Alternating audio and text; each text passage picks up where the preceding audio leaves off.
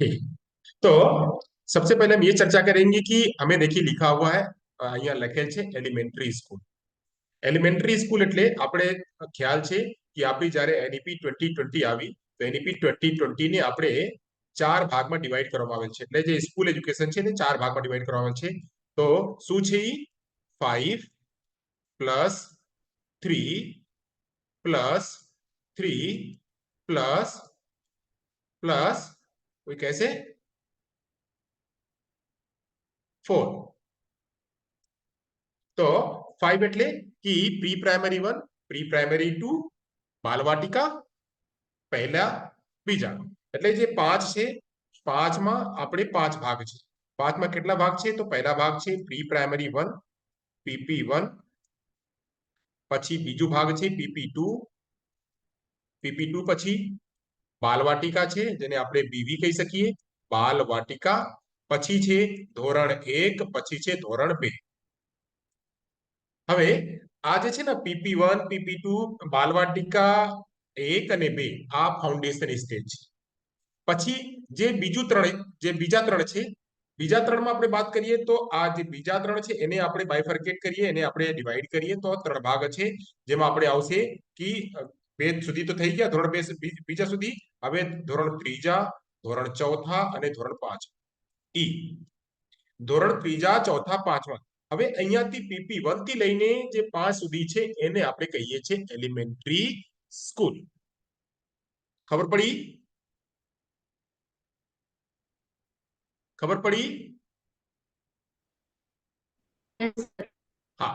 તો elementary school આપણે એટલે ધોરણ 5 સુધી જે શાળાઓ છે આપણે ડિપ્લોમા કરીએ છીએ તો ડિપ્લોમા કર્યા પછી આપણે ધોરણ 5 સુધી શિક્ષક બની શકીએ। એટલે સીટેટ ના જે પહેલો તબક્કો જે પહેલો પેપર હોય છે આપણે ઈ જ આપીએ છીએ અને પહેલા પેપર પાસ કર્યા પછી આપણે સીટેટમાં કાં તો આપણે એસ ટેટમાં પાસ કરીને ટીચર બની શકીએ। અને ટીચર બનશું આપણે તો કયા બાળકોને ભણાવશું તો એવા મલ્ટિપલ ડિસેબલ બાળકો જે PP1 માં ભણતા હોય, જે PP2 માં ભણતા હોય, જે બાલવાટિકામાં ભણતા હોય કે જે ધોરણ 1 માં ભણતા હોય કે ધોરણ 2 માં ભણતા હોય કાં તો ધોરણ 3, 4, 5 કોઈ પણ એક ધોરણમાં બાળક ભણતા હોય।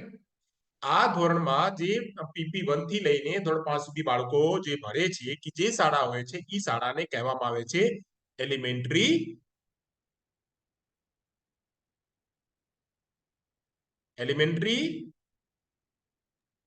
સ્કૂલ। Very good. તો એલિમેન્ટરી સ્કૂલ કહેવામાં આવે છે। તો આપ લોકો જો એટલે વધારે લોકો નથી માઇક ઓન કરીને રાખશો તો પણ કઈ વાંધો નથી। ઠીક। અચ્છા એ વિધિબા ક્યાં છે બેન? અત્યારે ક્લાસમાં છે કે કઈ ઘરે છે બહાર છે ક્યાં છે? અચ્છા એ એનું માઇક નથી સર કઈ વાંધો નહીં। તો કોઈના તો ચાલે છે ને બરાબર છે। તો આપણે વાત કરતા હતા કે આપણે સૌથી પહેલા આપણે સમજવાનું હતું કે એલિમેન્ટરી સ્કૂલ શું। તો એલિમેન્ટરી સ્કૂલ એટલે કે એવી શાળા એવા એવા નિશાળ કે જે નિશાળમાં એક મિનિટ હા કોઈનો ફોન આવે છે મને લાગે છે તમારી અહીંયાથી ફોન છે બસ એક મિનિટ। हेलो नमस्कार। मैं एकदम बढ़िया। मैं एक लेक्चर में हूँ मैं आपको बात में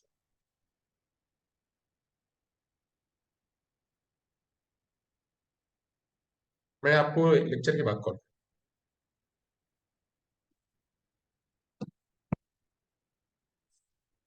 ओके।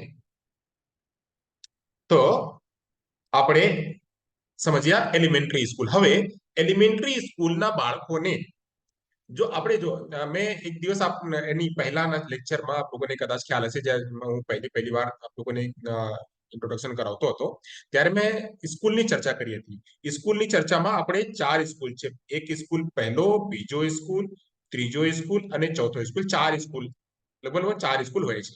પહેલા સ્કૂલ એવા સ્કૂલ જે માત્ર અને માત્ર દિવ્યાંગ બાળકો માટે હોય છે એને કહેવામાં આવે છે સ્પેશિયલ સ્કૂલ। ધારો કે આપની સીપી સ્કૂલ છે, ધારો કે અંકુરના આઈડી સ્કૂલ છે, ધારો કે વિઝ્યુઅલ ઇમ્પેરમેન્ટના આપણે અંધોદ્યોગ શાળા છે, ધારો કે બહેરામુંગાની શાળા છે। આ શાળાઓ કઈ છે તો આ શાળાઓ સ્પેશિયલ સ્કૂલ છે। હવે સ્પેશિયલ બાળકોને એ સમજાઈ ગયા।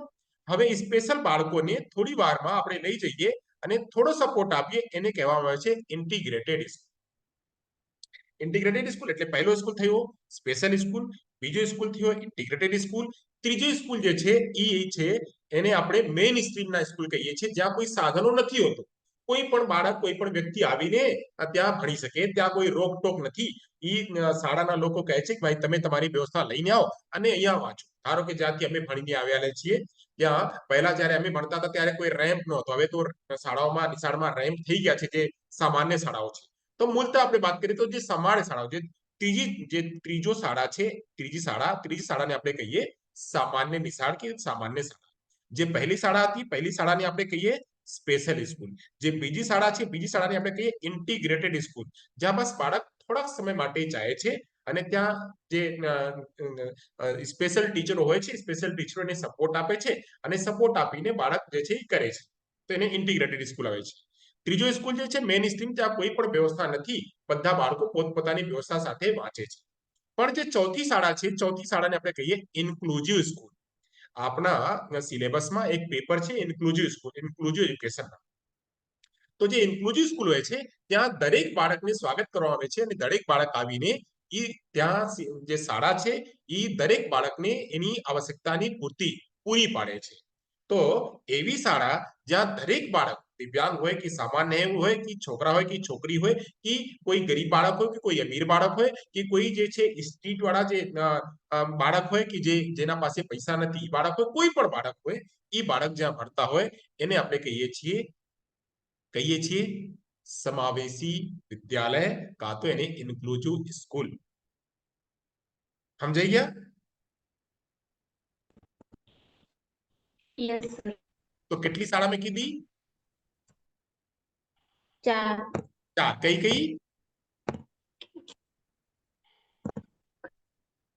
એક સ્પેશિયલ સ્કૂલ, એક વેરી ગુડ, ઇન્ટિગ્રેટેડ, એક સામાન્ય અને એક વેરી ગુડ, બહુ સરસ. તો હવે આપણે જ્યારે સીટેટ પાસ કરીએ છીએ કે આપણે એસટેટ પાસ કરીએ છીએ તો આપણને મળે છે ઇન્ક્લુઝિવ સ્કૂલ કાં તો સામાન્ય સ્કૂલ. આપણને જ્યારે આપણે સીટેટ પાસ કરીએ છીએ, જ્યારે આપણે ગવર્મેન્ટ જોબમાં આવીએ છીએ તો આપણને સામાન્ય સ્કૂલ મળે છે કાં તો આપણને ઇન્ક્લુઝિવ સ્કૂલ મળે છે. ઇન્ક્લુઝિવ સ્કૂલ તમારી અહીંયા છે, તમારા સામે હાઈટેક ઇન્ક્લુઝિવ સ્કૂલ છે જ્યાં દિવ્યાંગ બાળકો અને સામાન્ય બાળકો બધા જ મળે છે. એ અલગ વાત છે કે થોડાક બાળકો ત્યાં દિવ્યાંગ બાળકો છે, વધારા બાળકો જે છે સામાન્ય બાળકો છે, પણ આપણી સામે ઇન્ક્લુઝિવ સ્કૂલ પણ કોન્સેપ્ટ છે. તો એટલે આ 4 કોન્સેપ્ટમાં એવી ચારો શાળાઓ છે, 4 શાળાઓ જે જ્યાં બસ માત્ર ને માત્ર PP1 pre primary 1 pre primary 2 બાલવાટિકા પહેલા બીજા ત્રીજા ચોથા પાંચમા સુધીના બાળકો જ્યારે ભણતા હોય તો આ બાળકના જે elementary school of special school four elementary children, special school for integrated children, special school for mainstream, special school for inclusive school. તો આ એટલે એલિમેન્ટરી સ્કૂલ. તો હવે આ જે શાળાઓ છે આ શાળાઓમાં બસ માત્ર PP1 થી લઈને 5મા ધોરણ સુધી બાળકો ભણે છે. હવે વાત આવે છે કે આ બાળકોને અમે સમજી લીધા કે શાળાઓ શું હોય છે, શાળામાં કઈ શાળાને એલિમેન્ટરી સ્કૂલ કહીએ. હવે આ એલિમેન્ટરી સ્કૂલમાં જ્યારે આપણે આ બાળકોને ભણાવીએ તો ભણાવવાની પદ્ધતિ કઈ? તો દરેક બાળકને અને દરેક સબ્જેક્ટ ભણાવવા માટે અલગ અલગ પદ્ધતિ હોય છે. સમજાઈ ગયા? અલગ અલગ પદ્ધતિ હોય છે. તો આપણને જ્યારે આ પેપર આપણે વાંચશું, જ્યારે આ પેપર આપણે કવર કરશું તો આ પેપર કવર કર્યા પછી આપણને શું ખ્યાલ આવશે તો એની વિશે આપણને ચર્ચા કરવાની છે. ઓકે, તો આપણે આવીએ એક એક સમજીએ. ચાલો તો આપણે સમજીએ કે આપ લોકોને દેખાય છે ને બરાબર? તો હવે જ્યારે આ આખો તમે પેપર જ્યારે વાંચશો તો ત્યારે તમે શું કરી શકશો તો demonstrate competencies teaching different subject in regular elementary school.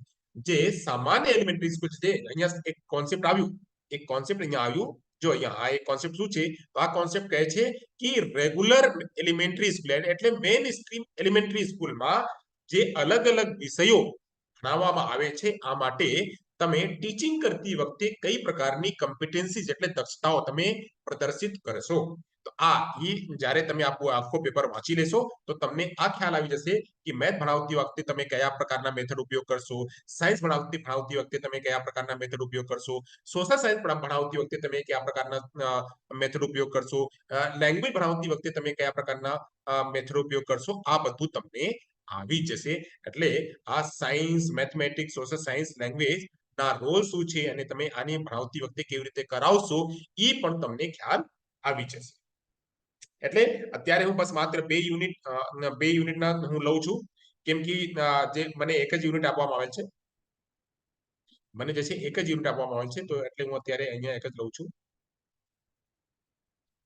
હા, ઠીક. તો હવે આપણે આવીએ આગળના જે કન્ટેન્ટ છે, મને એ કન્ટેન્ટ આપવામાં આવેલ છે કે મેથડ ઓફ ટીચિંગ. જો યુનિટ 1 છે, યુનિટ 1 માં લખેલ છે મેથડ ઓફ ટીચિંગ. જો દેખાય છે ને? સર. સરસ. તો હવે જે યુનિટ 1 છે, યુનિટ 1.1 આમાં કહે છે કે ટીચિંગ લર્નિંગ એન્વાયરમેન્ટ. એક એવો એન્વાયરમેન્ટ જ્યાં શિક્ષણ અને અધિગમ બંને હોય. એટલે આ કાં તો ઓનલાઈન એન્વાયરમેન્ટ હોય, કાં તો ઓફલાઈન એન્વાયરમેન્ટ હોય. ઓનલાઈન અને ઓફલાઈનમાં એવી ન હોય કે બસ માત્ર ટીચર આવીને બબ કરીને વયા ગયા, એવું ન હોય. બાળકોને પૂરેપૂરું ઇન્વોલ્વ કરવાનું હોય કે બાળકને જેટલું કોન્સેપ્ટ જે શિક્ષક શીખડાવે છે બધું બાળકને આવી જાય, એને એના જે મગજમાં છે મગજમાં ઉતરી જાય. તો એટલે મગજમાં ઉતારવા માટે આપણને આ ટીચિંગ લર્નિંગ એન્વાયરમેન્ટ ક્રિએટ કરવામાં આવે છે. અને આ ટીચિંગ લર્નિંગ એન્વાયરમેન્ટમાં ટીચરની રોલ શું રહેશે, ટીચર કયો રોલ ભજવશે અને જે બાળક છે બાળક કયો રોલ ભજવશે એ પણ ત્યાં નક્કી કરવામાં આવે છે. અને એવી જ રીતે એવા તમે કેવા પ્રકારના કન્ટેન્ટ લેશો.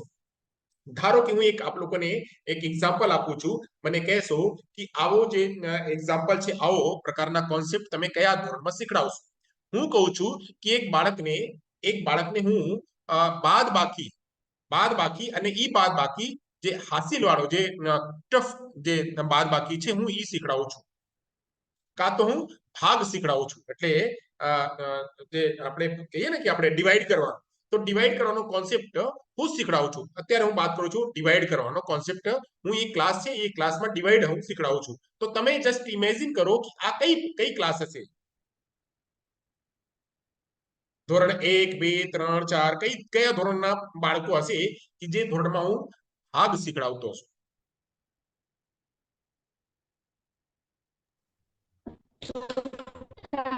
અથવા તો ત્રીજા ધોરણ. ત્રીજા ધોરણ કાં તો ચોથા ધોરણ. સરસ.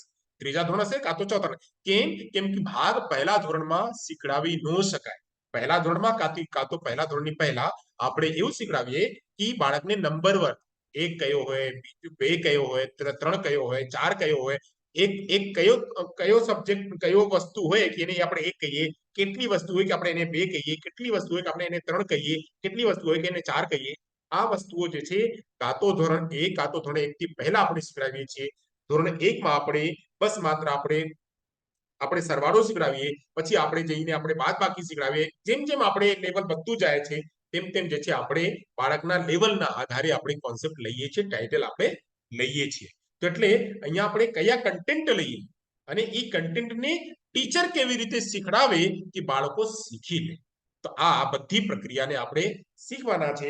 તો આ સિલેબસમાં અત્યારે હું બસ માત્ર 1.1 ને લઈને ચાલુ છું, અને પછી જે વાત આવશે તો જ્યારે બીજો લેક્ચર આવશે તો બીજા લેક્ચરમાં હું એની ચર્ચા કરશું. તો સિલેબસ વિશે આપણે સમજી ગયા. સિલેબસના ટાઇટલ શું છે પેપરના?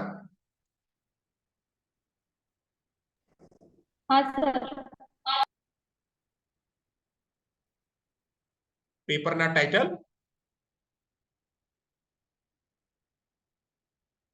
Method of teaching. Method of teaching. હા, ઇન એલિમેન્ટરી સ્કૂલ. બહુ સરસ, બહુ સરસ. ચાલો, તો આ થઈ ગયા. હવે આપણે આવીએ પીપીટી પર.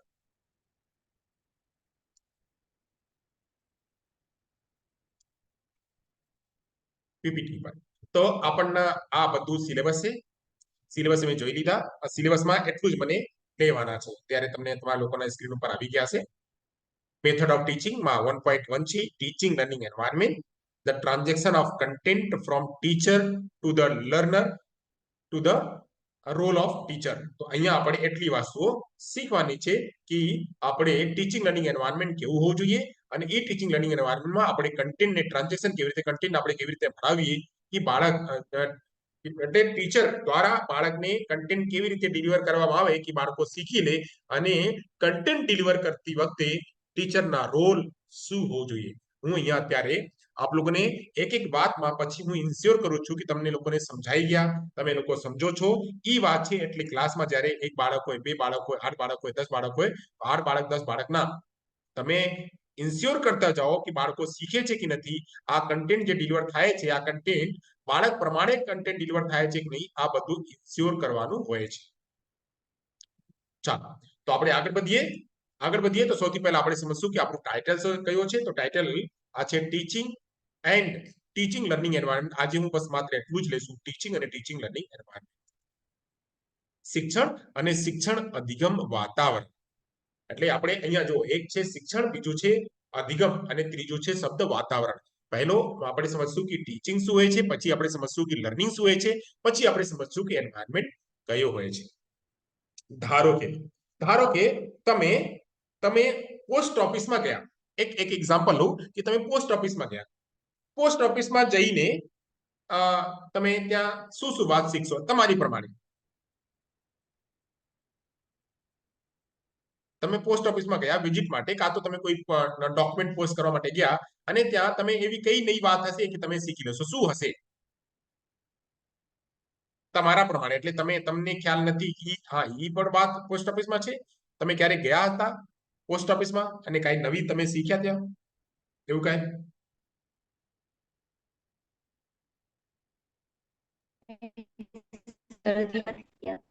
નથી ગયા? અચ્છા, કઈ વાંધો નહીં. તો બેંકમાં ગયા? Yes, sir. બેંકમાં ગયા હતા તો બેંકમાં કઈ તમને લાગ્યું કે આ તો બેંકમાં મેં પહેલી વાર જોયું?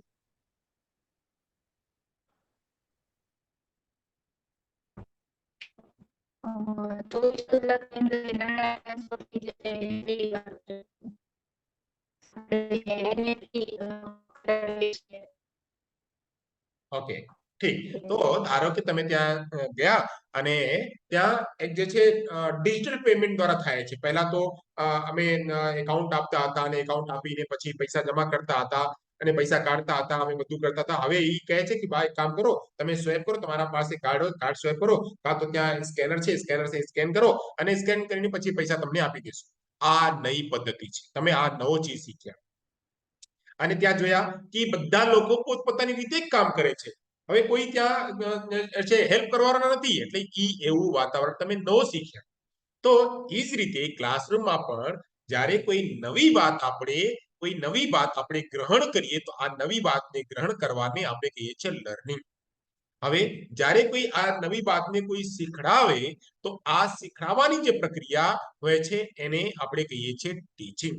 હવે એક એવા એન્વાયરમેન્ટ છે જે એન્વાયરમેન્ટમાં ટીચિંગ અને લર્નિંગ બંને થાય છે. ધારો કે અત્યારે તમે લોકો ડિપ્લોમા કરો છો, ડિપ્લોમા સેકન્ડ યરમાં છો, તો ડિપ્લોમા સેકન્ડ યરમાં દરેક અલગ અલગ ટીચરો આવતા હશે અને અલગ અલગ ટીચરો આવીને તમને શીખડાવતા હશે અને તમે શીખતા હશો. તો એક એવા અત્યારે વાતાવરણ છે.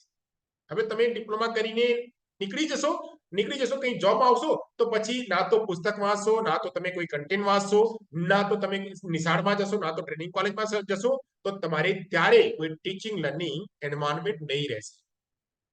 તો લોકો કહે છે કે બાળકને તમે નિશાળમાં મોકલો, બાળકને તમે સ્કૂલમાં મોકલો, તો સ્કૂલમાં મોકલશો તો ત્યાં વાંચશે. શું કામ આપણે ઘરે નથી રાખતા? શું કામ આપણે નિશાળમાં મોકલીએ છીએ બાળકને વાંચવા માટે, બાળકને જે છે સ્ટડી કરવા માટે? એટલે આપણે મોકલીએ છીએ કે ત્યાં ટીચિંગ લર્નિંગ એન્વાયરમેન્ટ છે. ત્યાં બધા જ બાળકો ત્યાં એક જગ્યાએ બેસે છે, શીખે છે, ટીચર આવીને શીખડાવે છે.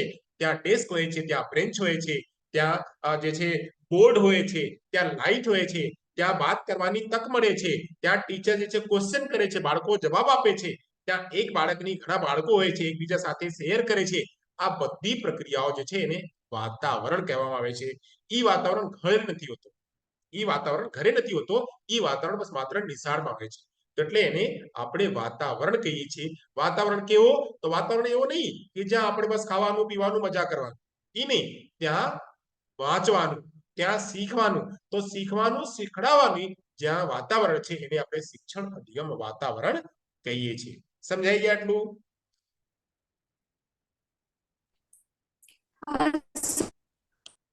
ઓકે, તો આગળ વધીએ. ઓકે, ચાલો. તો આગળની પ્રક્રિયામાં હું હાલું છું આગળની પ્રક્રિયામાં. હવે આગળના થોડું આપણે પીકે સમજશું. અચ્છા, અમારે શું કરવાનું છે એ કહી દઉં. તો અત્યારે હું ટીચિંગની વાત કરશું, શિક્ષણની. પછી ટીચિંગ લર્નિંગ એન્વાયરમેન્ટની વાત કરશું, એટલે શિક્ષણ અધિગમ વાતાવરણની વાત કરશું. પછી વાત કરશું શિક્ષણના જે એલિમેન્ટ્સ છે, ટીચિંગના એલિમેન્ટ્સ એની વાત કરશું. પછી વાત કરશું થોડું કન્ક્લુઝન, એટલે વાત ખતમ કર્યા પછી, ફિનિશ કર્યા પછી થોડી કન્ક્લુઝન રહેશે, અને પછી થોડા ક્વેશ્ચન આન્સર રહેશે. બરાબર? હાલો આગળ વધીએ. આગળમાં આપણે જાશું. ચાલો, આ એક અહીંયા લખેલ છે કે is involve in early educational intervention team. મારે પૂછવાનું છે કે તમારી અહીંયા કયા કયા લોકો છે કે જે બાળકોને સહાયતા પૂરી પાડે છે. આપણે સીપી સ્કૂલમાં એવા ધારો કે કોઈ સીપી બાળક આવ્યા અને કોઈ વાલી આવ્યા, વાલી લઈને કોઈ એના બાળકને લઈને આવ્યા. બાળક જે છે, બાળક સીપી વાળા બાળક છે કાં તો ઓટિસ્ટિક બાળક છે. તો સીપી બાળક ઓટિસ્ટિક બાળકને વાલી સીપી સ્કૂલમાં લઈને આવ્યા. તો હવે આ બાળકને સહાયતા આપવા માટે ત્યાં કોણ કોણ લોકો છે મને કહો. ફિઝિયોથેરાપી છે, વેરી ગુડ. સ્પીચ થેરાપી છે, ઓક્યુપેશન થેરાપિસ્ટ છે, સ્પેશિયલ એજ્યુકેશન છે. બીજું બીજું બીજું બસ એટલું લોકો છે? એડીએલ માટેના ટીચર્સ છે. બસ. ઓર કોણ છે?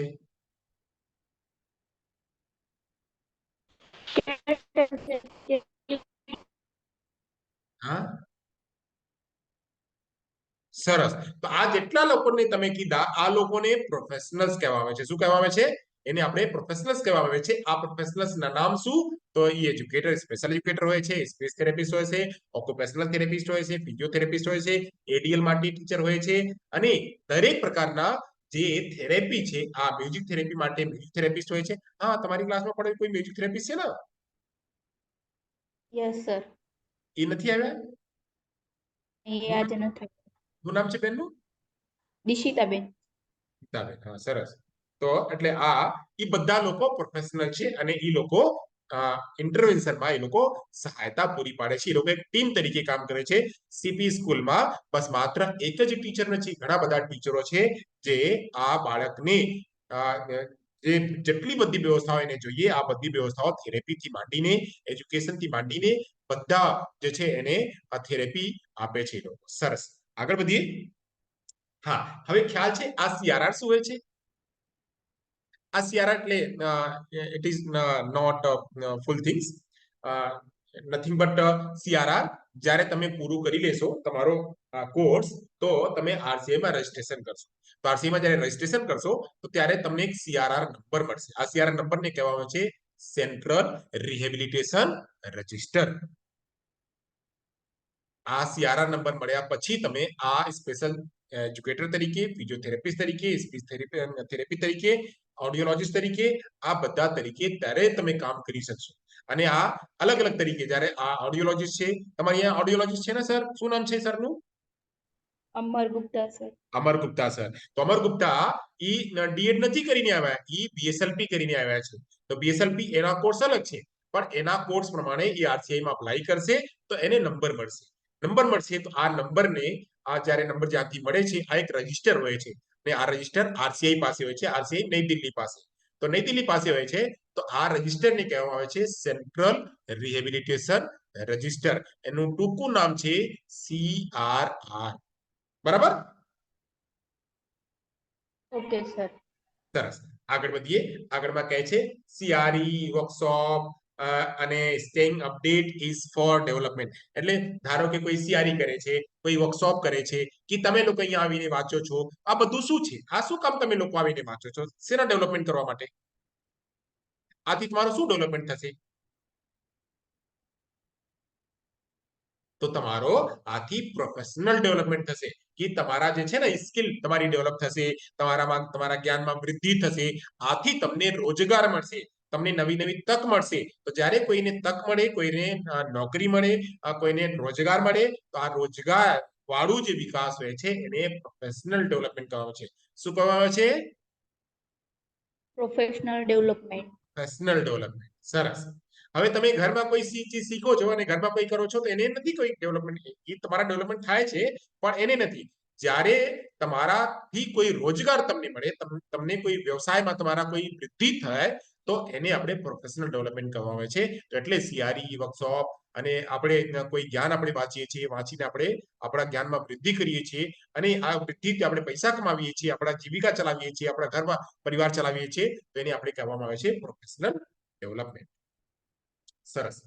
આ કહે છે કે શુડ અર્લી ઇન્ટરવેન્શન બિગિન. હવે ધારો કે તમારી અહીંયા એક બાળક આવ્યો, સીપી બાળક આવ્યો કે ઓટિસ્ટિક બાળક આવ્યો અને કાં તો મલ્ટિપલ ડિસેબલ બાળક આવ્યો અને ઈ બાળક 8 વર્ષ પછી આવ્યો, તો એનું કેટલું વિકાસ થશે અને આ બાળકના વિકાસ વધારા થાય ઈ ત્યારે આવે, એટલે ઈ ક્યારે આવે કે બાળકના વિકાસ બહુ વધારા થાય, થઈ શકે એનું વધારા વિકાસ થઈ શકે, એ બાળક ક્યારે આવે?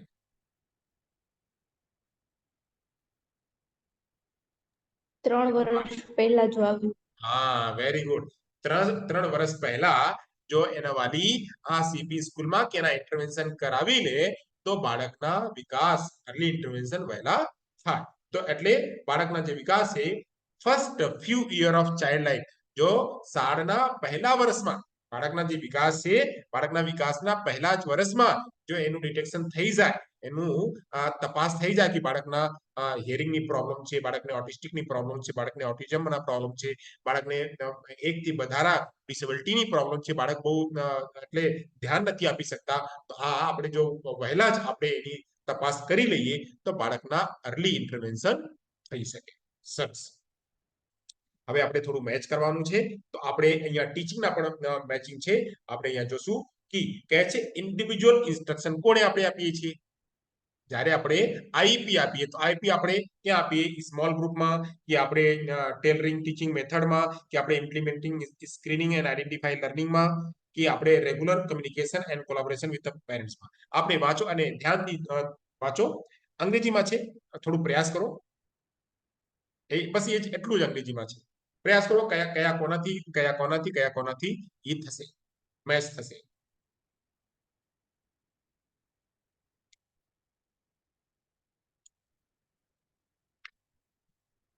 એટલે આપણે આઈપી એક બાળકને આપીએ છીએ ને, આઈપી એક બાળકને આપીએ છીએ. પછી early intervention and early identification and intervention, આ શું કામ થાય છે તો એની આપણે વાત કરીએ તો અહીંયા કહે છે પહેલાના બીજું છે, પહેલાના બીજું, બીજાના ત્રીજું, implementing screening to identify learning delays early. કોઈ બાળકના જ્યારે ડિલે ડેવલપમેન્ટ છે અને એના આપણે સ્ક્રીનિંગ કરવા માટે સૌથી પહેલા આપણે અર્લી આઇડેન્ટિફિકેશન અને ઇન્ટરવેન્શન કરીએ છીએ. ફેમિલી ઇન્વોલ્વમેન્ટમાં શું થશે તો ફેમિલી ઇન્વોલ્વમેન્ટ જ્યારે રહેશે, જ્યારે વાલીઓના ઇન્વોલ્વમેન્ટ રહેશે તો જે છે એના ઇન્વોલ્વમેન્ટ એટલે એના સાથે કમ્યુનિકેશન રહેશે, કોલેબોરેશન રહેશે, તો જ જે છે ફેમિલીના ઇન્વોલ્વમેન્ટ વધારા થશે. ફેમિલી ઇન્વોલ્વમેન્ટ ક્યારે થશે?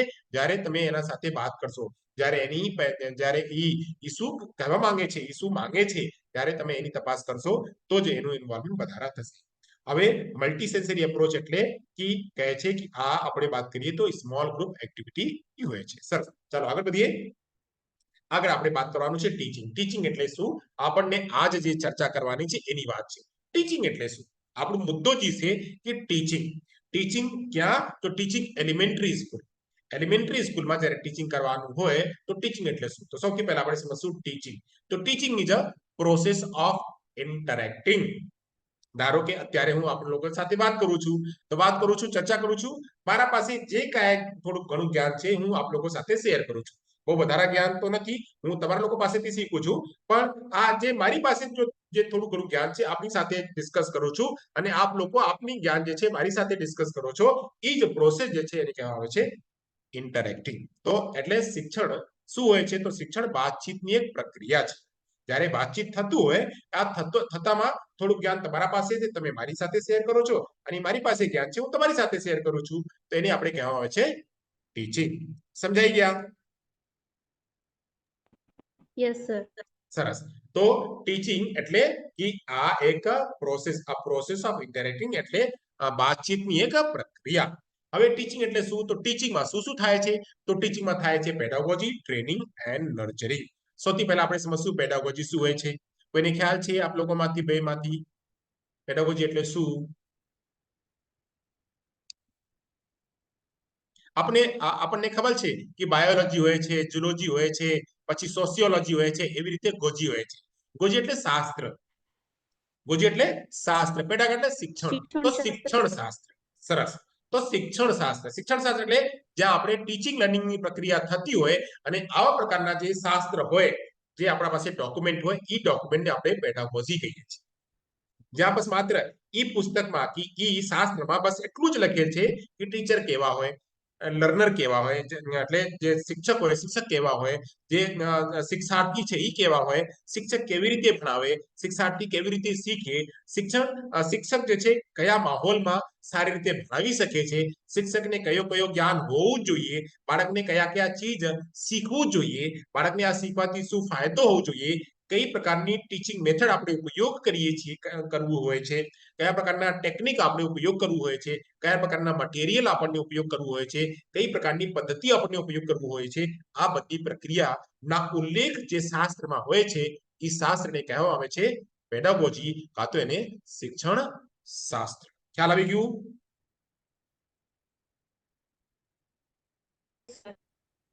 સરસ. હવે આગળની વાત કરીએ તો ટ્રેનિંગ એટલે તમારા લોકો અત્યારે તમે લોકો ટ્રેનિંગમાં છો. જ્યારે આપ લોકો 12મા ધોરણ કરતા હતા કે ગ્રેજ્યુએશનના ફર્સ્ટ યરમાં હતા ત્યારે કોઈ ટ્રેનિંગ ન ચાલતી હતી, ત્યારે બસ માત્ર તમે લોકો એજ્યુકેશન લેતા હતા. પણ અત્યારે ટ્રેનિંગ લો છો. ટ્રેનિંગ શેની? તો ટ્રેનિંગ મલ્ટિપલ ડિસેબલ બાળકોને ભણાવવાની ટ્રેનિંગ. તો આ ટ્રેનિંગમાં પણ ટીચિંગ થાય છે. તો ટીચિંગમાં શું થાય છે? ટીચિંગમાં પેડાગોજી હોય છે, ટીચિંગમાં ટ્રેનિંગ હોય છે અને ટીચિંગમાં નર્ચરિંગ હોય છે. પહેલા તમને લોકોને ખ્યાલ ન હતો કે કેવી રીતે ચાર્ટ બનાવીએ, પણ અત્યારે ખ્યાલ આવી ગયા કે ચાર્ટ કેવી રીતે બનાવીએ. પહેલા આપ લોકોને ખ્યાલ ન હતો કે બાળકને કેવી રીતે ભણાવીએ, પણ ખ્યાલ આવી ગયો. આ જિજ્ઞાબેન અને બાકી જિજ્ઞાબેનની ટીમ બધાને તમને લોકોને સાચવીને ક્યારેક ક્યારેક તમે લોકો મૂંઝાતા પણ હતા, પણ આ મૂંઝવણને આ લોકો જે છે મેન્ટર કર્યા કે ના મૂંઝાઓ નહીં, તબિયત ખરાબ છે કાંઈ વાંધો નહીં, 1 કલાક લઈ લો રજા, 1 દિવસની રજા લઈ લો, 1 વીકની રજા લઈ લો, પછી પાછા. અત્યારે મૂડ નથી વાંચવાનું, કાંઈ વાંધો નહીં, આપણે બીજી કઈ વસ્તુ શીખશું, આપણે એ કરશું. તો જ્યારે તમારી મૂંઝવણ હતી ત્યારે પણ શીખડાવ્યા, જ્યારે તમને લોકો બહુ ખુશી હતા ત્યારે તમને લોકોને એપ્રિશિએટ કર્યા, તમને તક આપી કે ક્લાસમાં જાઓ, બાળકોને સાચવો, વાલીઓ સાથે વાત કરો, આ કેમ્પ લગાડો, ઘણી બધી વાતોને એ લોકો તમને તક આપ્યા. તો આ તકથી તમને શું મળ્યું? તો તમને નર્ચરિંગ મળી અને હવે તમે આ ત્રીજા સેમેસ્ટરમાં, ત્રીજા ચાલે છે એટલે ચોથા સેમેસ્ટર છે ને? એમ તો સેમેસ્ટર નથી, યર છે ને? સેમેસ્ટર નથી, યર હોય છે ને? યસ સર, સેમેસ્ટર છે ને આમ યર છે, અચ્છા, આમ યરલી યર છે એક્ઝામ અને છે બાકી પણ સેમેસ્ટર સેમેસ્ટર વાઇઝ. વાઇઝ. સરસ સરસ. તો અચ્છા, મને બીજી વાર કહો કે અત્યારે તમે જ્યાં બેસેલા છો ત્યાં કોણ કોણ છે?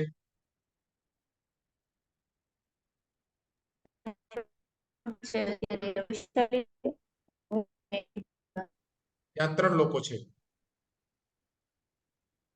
તમે 3 બેસેલા છો ત્યાં ને? ઓકે, સરસ. એટલે મારું જે વક્તવ્ય છે 3 લોકો સુધી પહોંચી શકાય. ઠીક. તો આપણે સમજી ગયા પેડાગોજી શું હોય છે, ટ્રેનિંગ શું હોય છે અને નર્ચરિંગ શું હોય છે.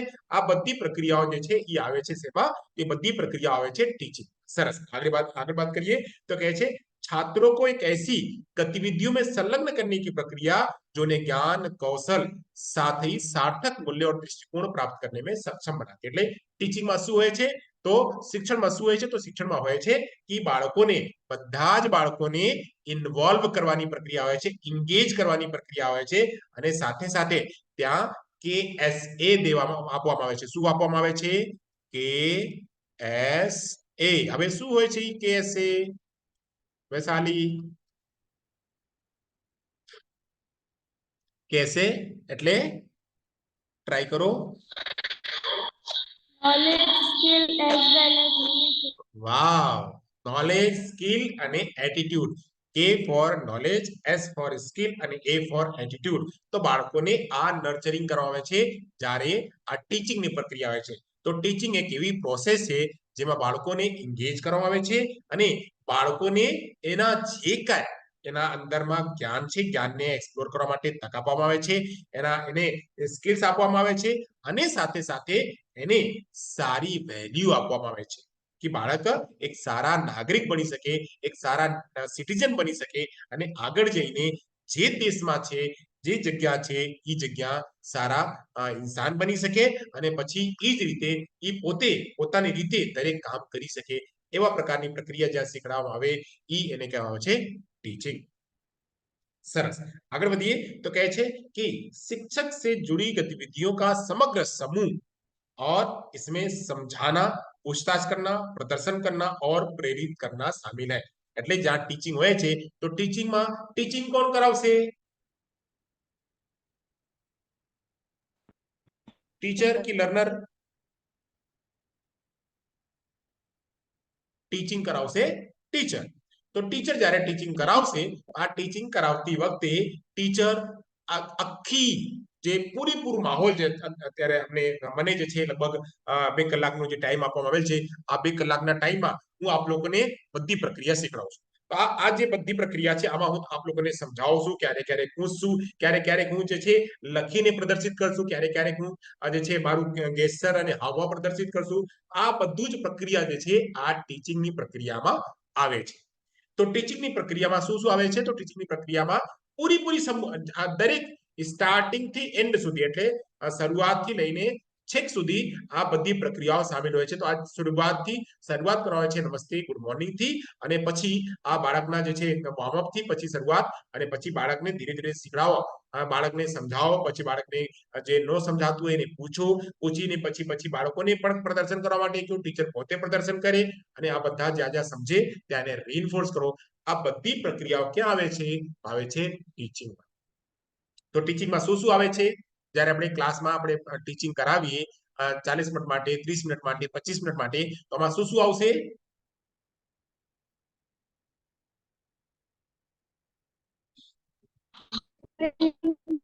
Demonstrating motivation. ठीक, सात. तो आમાં આવશે कि समझाना, पूछताछ करना, प्रदर्शन करना और प्रेरित करना. એટલે બાળકને તમે સમજાવશો, બાળકને પૂછપરખ કરશો કે બાળકને આવડે છે કે નથી, બાળક સમજે છે કે નહીં, પછી બાળક જે છે પ્રદર્શિત કરી શકે છે કે નહીં. બાળકને જ્યારે તમે કીધા કે આ બોલો એપલ, સફરજન, તો બાળક સફરજન બોલે છે કે નહીં, તો સફરજનની જે પ્રક્રિયા છે એ બાળક જ્યાં ઉચ્ચારણ કરે છે તો એના એક્સપ્રેશન પણ તમે એમાં ઇન્વોલ્વ કરો છો. તો આ બધી પ્રક્રિયાને કહેવામાં આવે છે टीचिंग. चलो आगे बढ़िए. ओ तो ठीक, हेलो फरी बार નીકળી ગયો તો કઈ આવી ગયું. ઠીક, આગળની પ્રક્રિયામાં જઈએ. હવે ટીચિંગના ફૂલ ફોર્મ.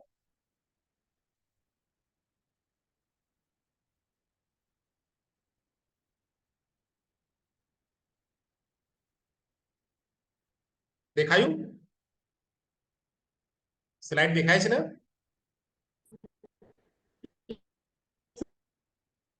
હા. તો ટીચિંગમાં આપણે કેટલા લેટર છે પહેલા તો આપણે મને કહો ટીચિંગમાં કેટલા લેટર છે? તો T E A C H I N G. તો કેટલા? 3 3 6 2 8, કુલ 8 લેટર છે આમાં. તો ટી એટલે શું? તો ટી એટલે ટેક્ટફુલ. તો ટીચરને ટેક્ટફુલ હોવું જોઈએ. ટેક્ટફુલ એટલે કે ટીચર જે છે ને બિલકુલ તાર્કિક વાત કરે, એમ આમ નો વાત કરે કે અમારા ઘરે આમ છે, મારા ઘરે તેમ છે, આવું છે, આવું છે, આવું નહીં. બિલકુલ એને ફેક્ચ્યુઅલ જે ટેક્ટ છે એ જ વાત કરે.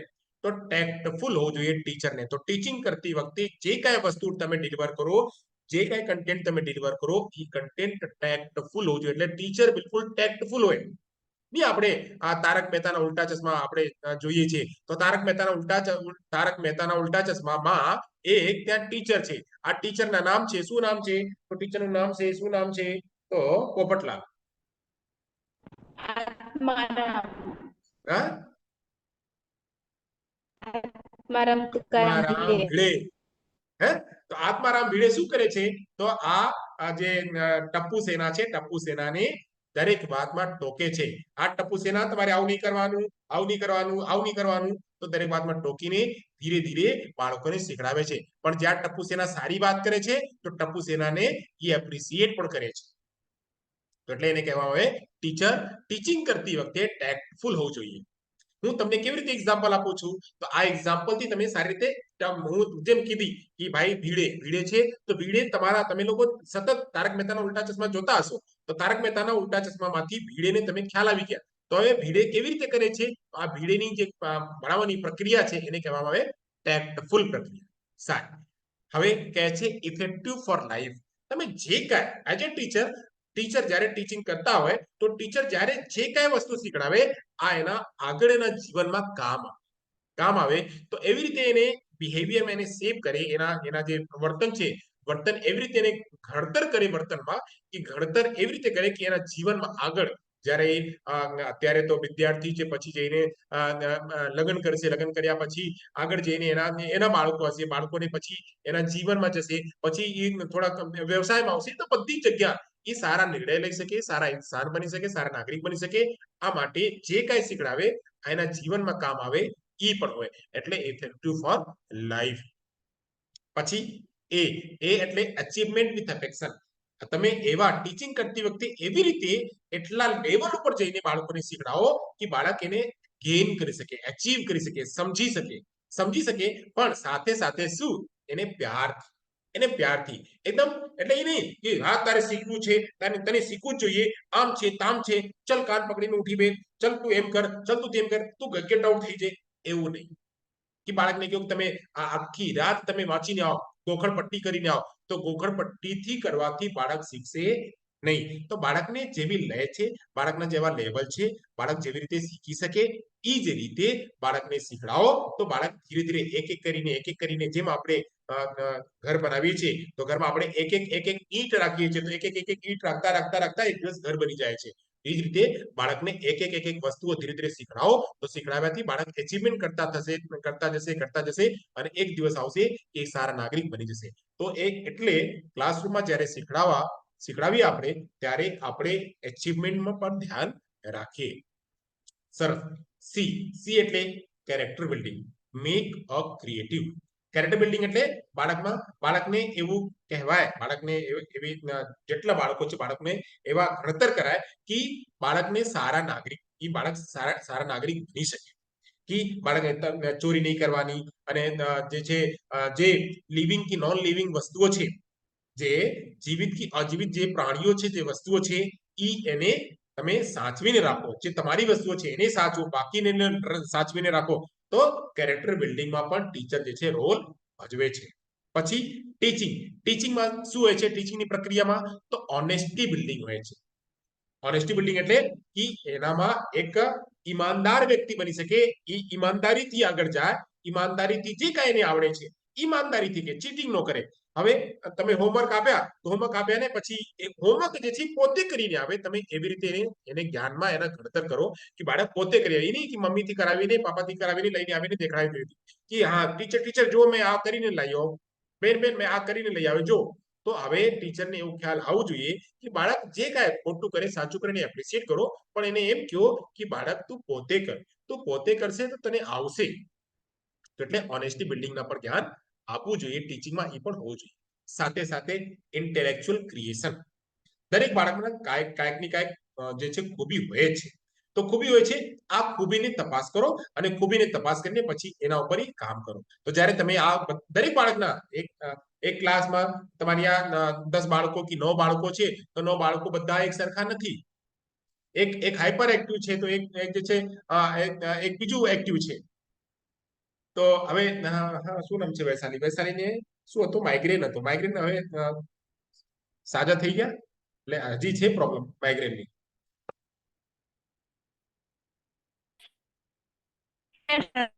हाँ है अभी? बेटा तुम्हारे यहाँ नेटवर्क मेरे को नहीं लग रहा है, कम है थोड़ा। है सर। है अभी, हाँ देखो, मैं तुम्हारे साथ में कितना क्लास में रहा, बस मुझे लगता है कि 4 या 5 क्लास मैंने अटेंड करा था, लिया था लेक्चर, और मुझे हर एक बच्चों का ख्याल है कि हाँ कौन बच्चा कोई साथ, ठीक है। तो ऐसे ही ये बच्चे का हर एक, अब अगर बच्चा परेशान है तो उसको जबरदस्ती नहीं बैठा करके पढ़ाना कि तू पढ़ी, नहीं। बच्चे को जैसा जैसा उसका इंटेलेक्चुअल है उसको उसके हिसाब से सिखाना है। देन नेशन बिल्डर, उसको अपने देश के बारे में बताना, उसके देश के बारे में गाइड करना, उसको एनकरेज करना, ताकि वो आगे जाकर के अच्छा नागरिक बन सके, કે સારું નાગરિક બની શકે એવું એને જ્ઞાન આપવું। સાથે સાથે જી ટીચિંગના જી જે છે છેલ્લો નથિંગ બટ મોર દેન, તો એ જે જીનિયસ है जो જે જીનિયસ है જીનિયસ બાળકને બનાવવું કે બાળક અલગ દેખાય।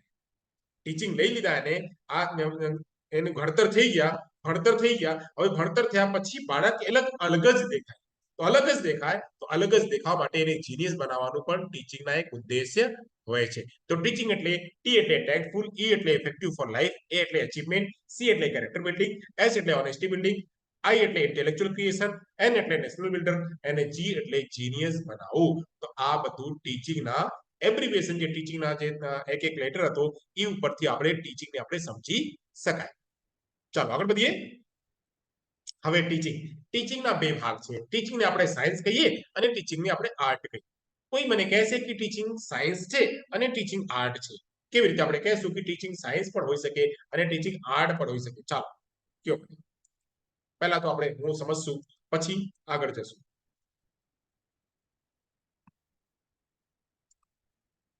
કેમ અટકી ગયા?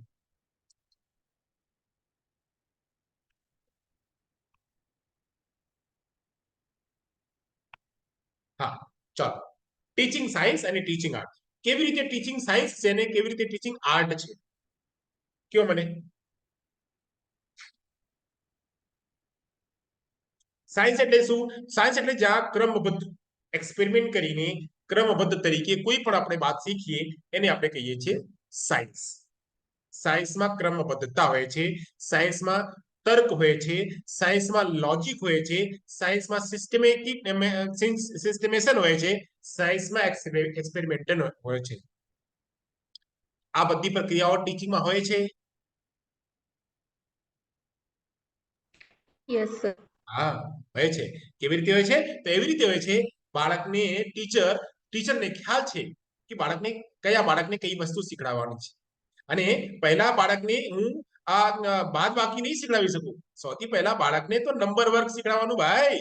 પહેલા બાળકને 1 2 3 4 5 6 શીખડાવશું અને પહેલા 1 2 3 ને પાકું કરશું, પછી બાળકને એડિશન શીખડાવશું, સરવાળો શીખડાવશું, પછી બાદ બાકી શીખડાવશું, પછી ગુણન શીખડાવશું, પછી ભાગ શીખડાવશું।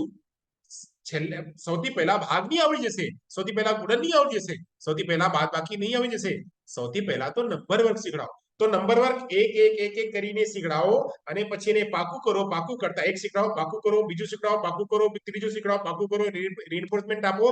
તો એ જ એક સિસ્ટમેટિક પ્રક્રિયા છે। તો સિસ્ટમેટિક પ્રક્રિયા કરતા કરતા જ્યારે બાળકને ટીચર શીખડાવે, આ ટીચર સાયન્સના ઉપયોગ કરે છે। શેનો ઉપયોગ કરે છે?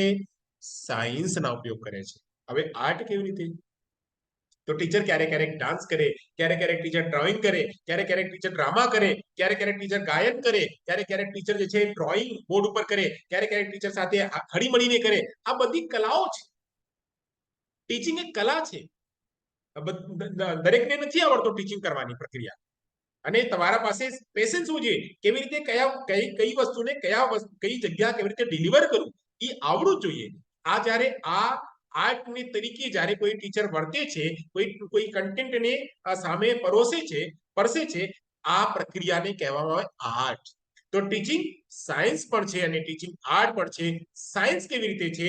તો ટીચર જ્યારે ક્રમબદ્ધ તરીકે એક એક વસ્તુઓને શીખડાવે છે, એક એક વસ્તુને ક્રમબદ્ધ તરીકે, આ ટીચિંગ સાયન્સ છે।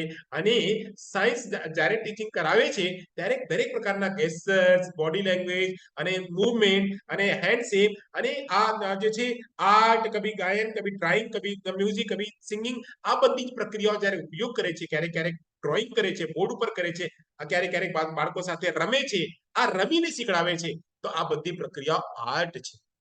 તો ટીચિંગ સાયન્સ અને આર્ટ બંને છે। સમજાઈ ગયા? Yes sir. સરસ।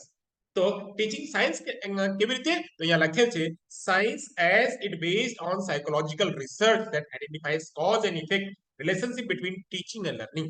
હું કેવી રીતે ટીચર એ સમજે છે કે અત્યારે બાળકના લેવલ તો એક શીખવાનું છે, બે શીખવાનું છે. અત્યારે હું બાળકને સરવાળો નહીં શીખડાવી શકું, અત્યારે બાળકને બાદબાકી નહીં શીખડાવી શકું. સૌથી પહેલા આ છે. તો આ જે શીખડાવવાની પ્રક્રિયા છે, જે શીખડાવે છે, આ શીખડાવવાથી બાળક શીખી શકે. શું શીખી શકે? એનો પ્રભાવ આવી શકે. તો જ્યારે કોઝ એન્ડ ઇફેક્ટ આવે ત્યારે છે એ સાયન્સ. મેં 2 સ્લાઇડ પહેલા મેં કીધું હતું સીઆરઆર ની મેં ચર્ચા કરી હતી. ખ્યાલ છે સીઆરઆર કોનાથી સંબંધિત છે? થોડા સમય પહેલા મેં સીઆરઆર ની ચર્ચા કરી હતી. તો સીઆરઆર શેનાથી સંબંધિત છે?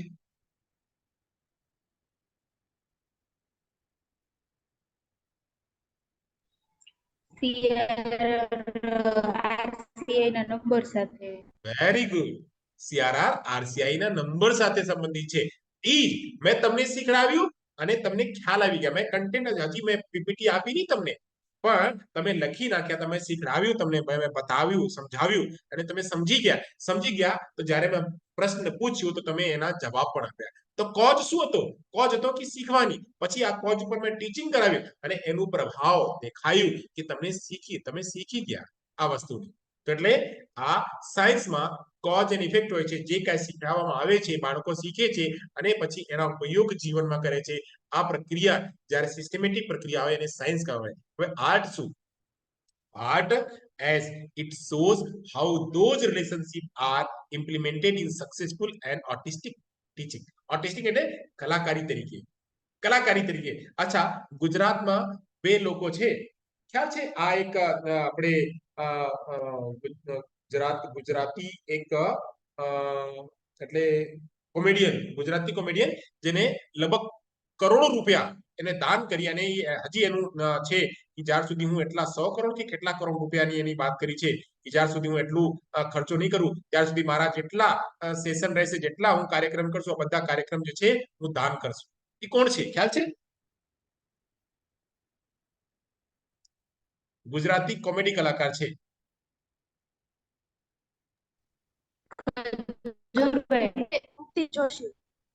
કોણ જોશી? નીતિન. ફરીવાર કયો? નીતિન જોશી. ના, નીતિન જોશી નથી. બીજું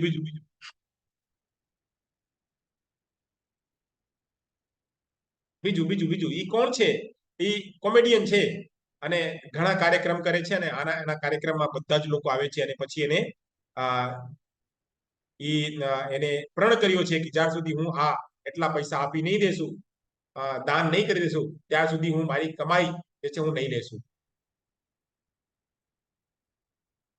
નામ છે એનું જગદીશ ત્રિવેદી. જગદીશ ત્રિવેદીના ક્યારેક તમે વાંચો, એના યુટ્યુબ ચેનલ છે, એનામાંથી જુઓ, તમને ખ્યાલ આવશે. સરસ મજાના એ એક કલા તરીકે વાતને કેવી રીતે રજૂ કરે છે. વાત કરવાની રજૂ એટલે એ એક સામાજિક પ્રસંગમાં કે બાળકોની સાથે વાતો જ્યારે કરે તો કરતા એવી રીતે રજૂ કરે છે કે એને સમજાઈ જાય છે. અમે કપિલ શર્મા શો જોતા હતા. અત્યારે તો બંધ છે કપિલ શર્મા શો, પણ કપિલ શર્મા શો ના એક એવી ઇવેન્ટમાં મેસેજ પણ આપી દે અને બધાને હસાડે. તો એક કલા છે.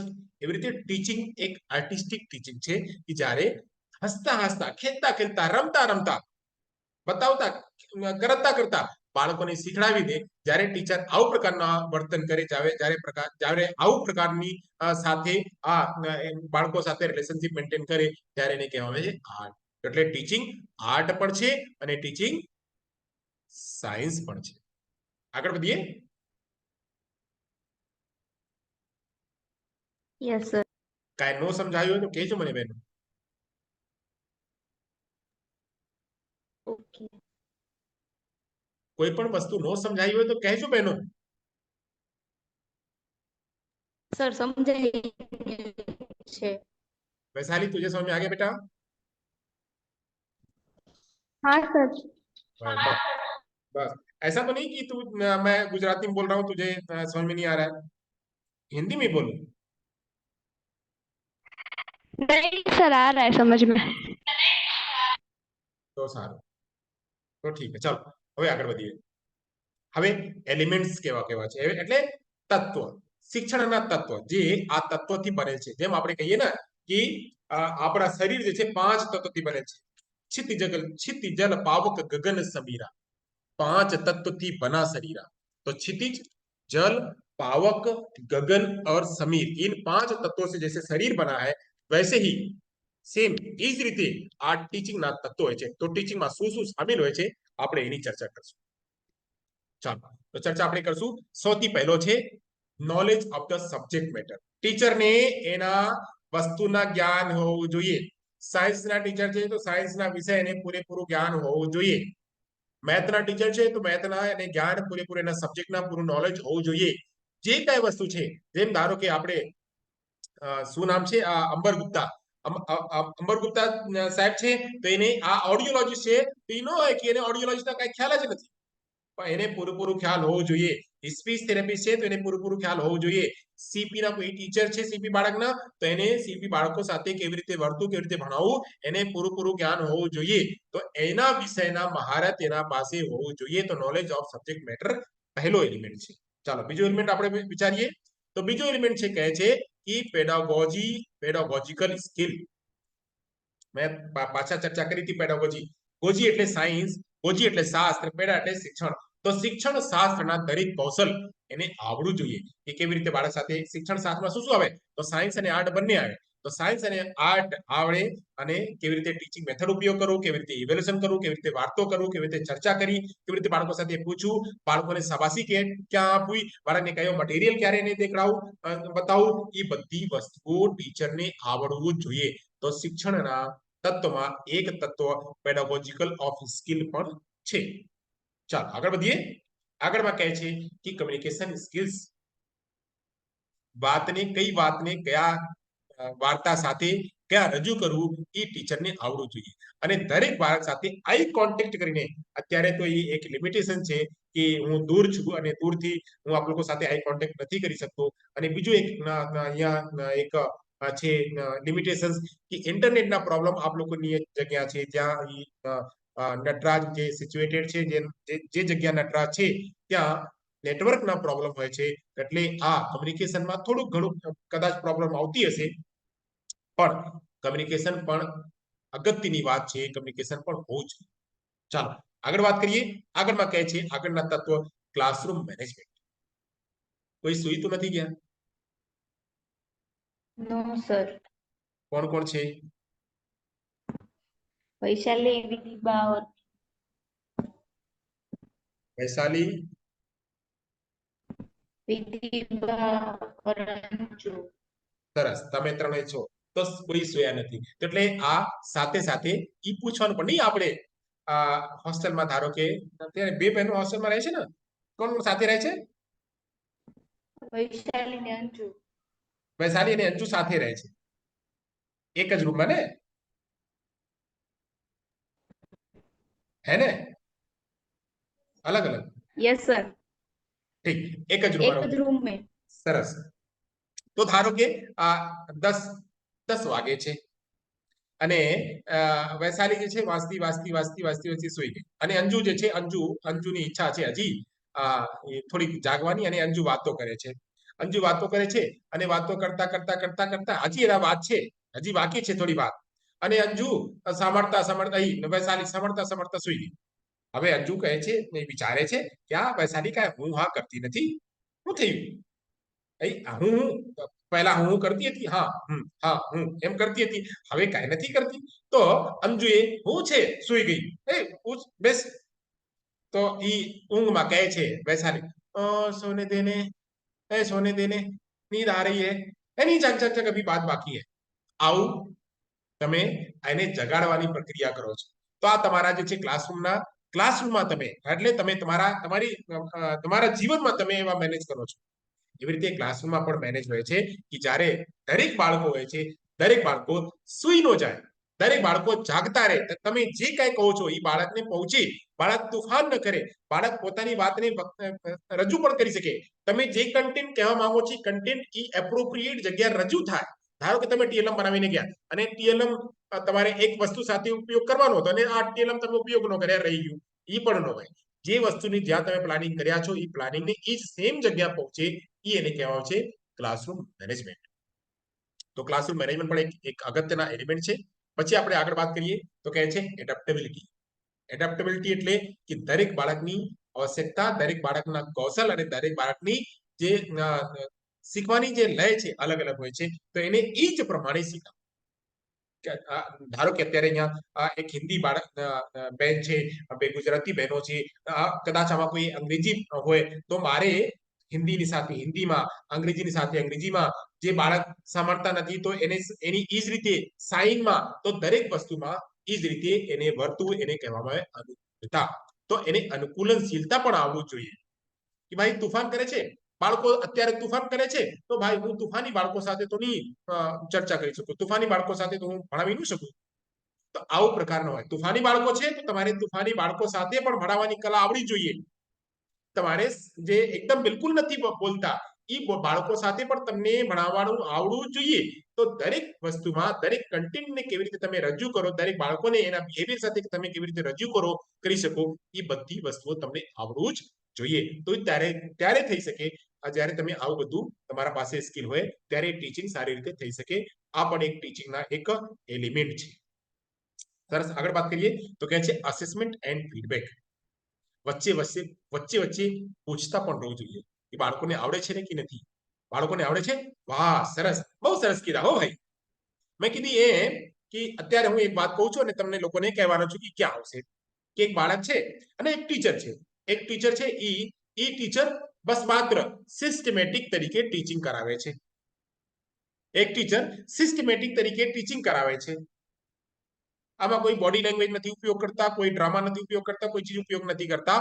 આ ટીચિંગ કઈ ટીચિંગ આવશે, સાયન્સમાં કે આર્ટમાં? વેરી ગુડ, સાયન્સમાં આવશે. Teaching in the science. તો અત્યારે સાયન્સનો ઉપયોગ કરે છે. હવે જ્યારે એ ડ્રામા સાથે સાથે સાયન્સનો ઉપયોગ કરશે તો સાયન્સ અને આર્ટ બંને ઉપયોગ કરે છે. એટલે મેં તમારા લોકોની અસેસમેન્ટ કર્યો કે મેં પાછળ મેં ભણાવ્યું તો તમને લોકોને આવડી ગયું. હા, બહુ સરસ. હવે તમે લોકો બહુ સરસ, એટલે ઓનલાઈન પણ કેટલું સરસ તમે લોકો શીખો છો. ઓનલાઈન પણ તમને લોકોને કેટલું સરસ આવડે છે. બહુ સરસ. આ છે ફીડબેક, જે અત્યારે હું તમને સરસ અને બહુ સરસ હું તમને કહું છું, આ એક ફીડબેક તરીકે છે. તો બાળક જે ટીચિંગમાં જ્યારે ટીચર ભણાવે ત્યારે બાળકોને જે કાંઈ શીખડાવ્યા એ બધું એને અસેસમેન્ટ પણ કરે અને સાથે તેને ફીડબેક પણ આપતા જાય. એ પણ આમાં હોય છે. સરસ, આગળ જઈએ. આગળમાં કહે છે ટેકનોલોજીકલ ઇન્ટિગ્રેશન. તો જે કાંઈ વસ્તુ છે ત્યાં એલઈડી છે, એલઈડી નો ઉપયોગ કરો. મોબાઈલ છે, મોબાઈલનો ઉપયોગ કરો. ફ્લેશ કાર્ડ છે, ફ્લેશ કાર્ડનો ઉપયોગ કરો. બાળકોના હિયરિંગ એડ છે તો હિયરિંગ એડનો ઉપયોગ કરો. બાળકોના ચશ્મા છે તો ચશ્માનો ઉપયોગ કરો. જેટલી કાંઈ વસ્તુઓ ટેકનોલોજી છે અત્યારની વસ્તુમાં, અત્યારે અગર કોઈ ટીચર છે ને ટેકનોલોજીના જ્ઞાન નથી તો એ ટીચર અધૂરો છે. ટીચરને ટેકનોલોજીના જ્ઞાન હોવું જોઈએ. તો ટેકનોલોજી નથી તો એ ટીચર પાછળ રહેશે. તો ટીચરને અત્યારે તો દરેક ક્લાસમાં સ્માર્ટ બોર્ડ આવી ગયા છે, તો સ્માર્ટ બોર્ડ એને ઉપયોગ કરવું આવડવું જોઈએ. આ મોબાઈલ એને ઉપયોગ કરવું આવડવું જોઈએ. એને ફ્લેશ કાર્ડ કેવી રીતે, એને વિડીયો કેવી રીતે બનાવવું એને આવડવું જોઈએ. એને ઓડિયો કેવી રીતે સેટ કરવું એને આવડવી જોઈએ. બધી જ વસ્તુ એને આવડવી જોઈએ. તો ટેકનોલોજીના ઇસ્તેમાલ પણ સાથે સાથે કરવું એ પણ એક ટીચિંગના એલિમેન્ટ છે. સરસ, આગળ વધીએ. કહે છે કે રિફ્લેક્ટિવ પ્રેક્ટિસ. હવે કર્યા પછી બસ અહીંયા જ નહીં રહી દેવાના. બાળકોને એને આગળ જઈને એના સમાજમાં ઉપયોગ કરે, એને કેવી રીતે રિફ્લેક્ટ કરે છે, સમાજમાં જઈને ઉપયોગ કરે છે કે નહીં, એને ત્યારે જે ટીચિંગ છે ટીચિંગની પ્રક્રિયામાં શીખડાવી તો દીધી, પણ ક્લાસરૂમમાં જઈને ઉપયોગ કરે છે કે નહીં, તો એના રિફ્લેક્ટિવ પ્રેક્ટિસ પણ હોવું જોઈએ. તો પ્રતિબિંબાત્મક અભ્યાસ પણ હોવો જોઈએ. સરસ. તો આ એટલું હતો એલિમેન્ટ્સ ઓફ ટીચિંગ. અહીંયા સુધી ખ્યાલ આવી ગયા. આગળ વધીએ આપણે.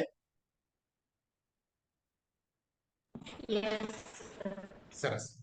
થાકી ગયા, થોડું બ્રેક લઈએ.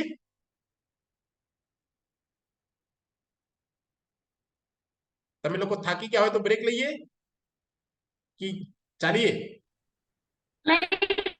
कंटिन्यू रखो. वेरी गुड, बहुत सरस, धन्यवाद धन्यवाद. कंटिन्यू रखते हैं, चलो आगे बढ़ते हैं.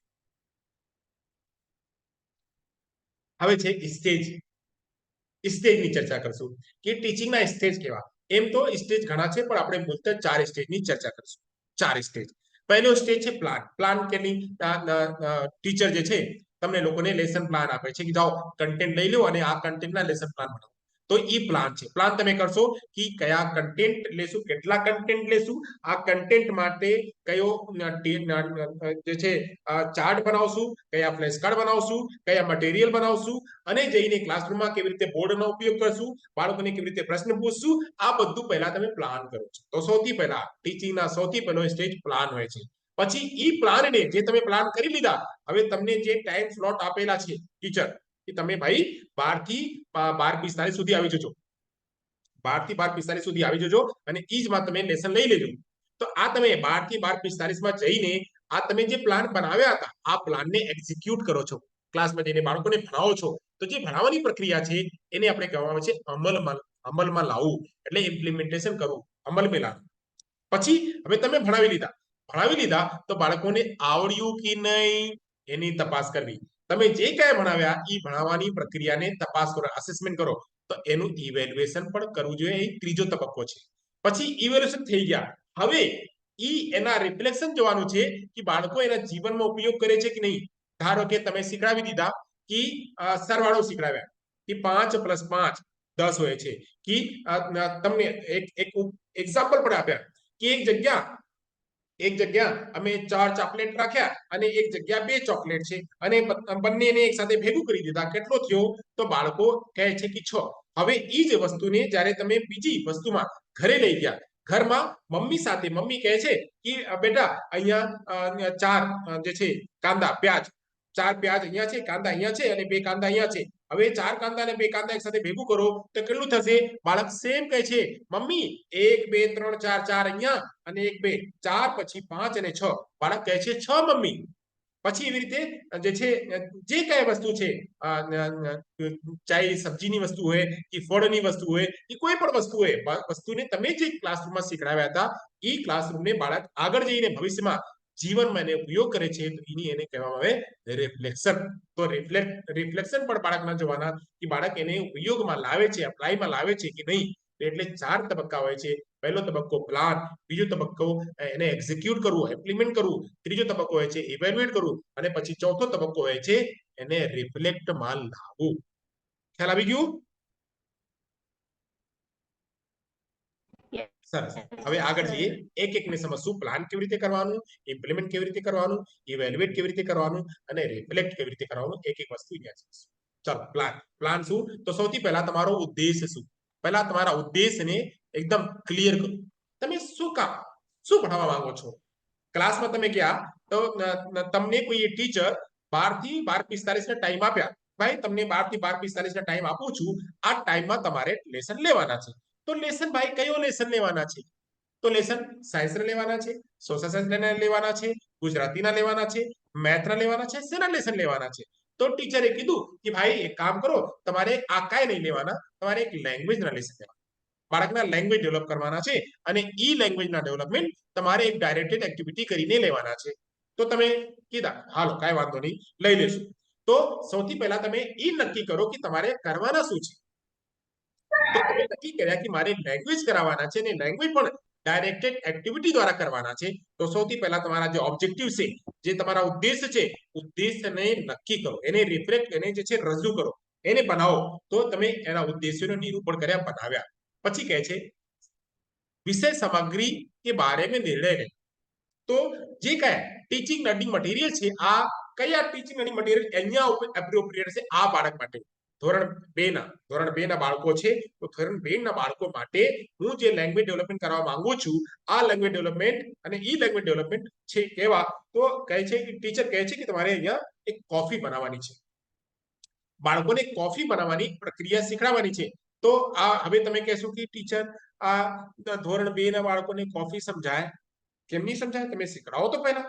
તો તમે કીધા અચ્છા કાંઈ વાંધો નહીં, કોફી શીખડાવવાનું છે તો સૌથી પહેલા શું જોઈએ? તો કપાસી જોઈએ, તો કપાસી. પછી આ કોફી માટે દૂધ જોઈએ તો દૂધ, અને કોફીના રેડીમેડ કોફી જોઈએ, એ બરાબર છે. પછી ગેસ સ્ટોવ જોઈએ, પછી એને શરૂ કરવાનું જોઈએ, પછી થોડું પાણી જોઈએ. આ બધી વસ્તુઓ તમે લઈ લીધા. હવે બધી વસ્તુઓને હવે આ તમારી સામગ્રી છે.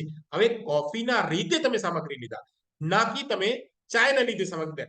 ચાયની સામગ્રી અલગ હોય, કોફીની સામગ્રી અલગ હોય, અને તમારા જે મેગી બનાવવાની હોય તો એની સામગ્રી અલગ હોય. હવે એના ઉપરથી તમે બાળકના લેંગ્વેજ ડેવલપમેન્ટ કરો છો. લેંગ્વેજ ડેવલપમેન્ટ ક્યાં છે? કપ, અને આ એને કપ કહેવાય, એને બસી કહેવાય, એને દૂધ કહેવાય, એને કોફી કહેવાય, એને જે છે બર્તન કહેવાય, એને ગ્લાસ કહેવાય. આ બધી પ્રક્રિયાઓ છે. અને આ એને ચીની કહેવાય. આ બધી વસ્તુઓ જે છે બાળકના લેંગ્વેજ તમે ડેવલપ કરો છો.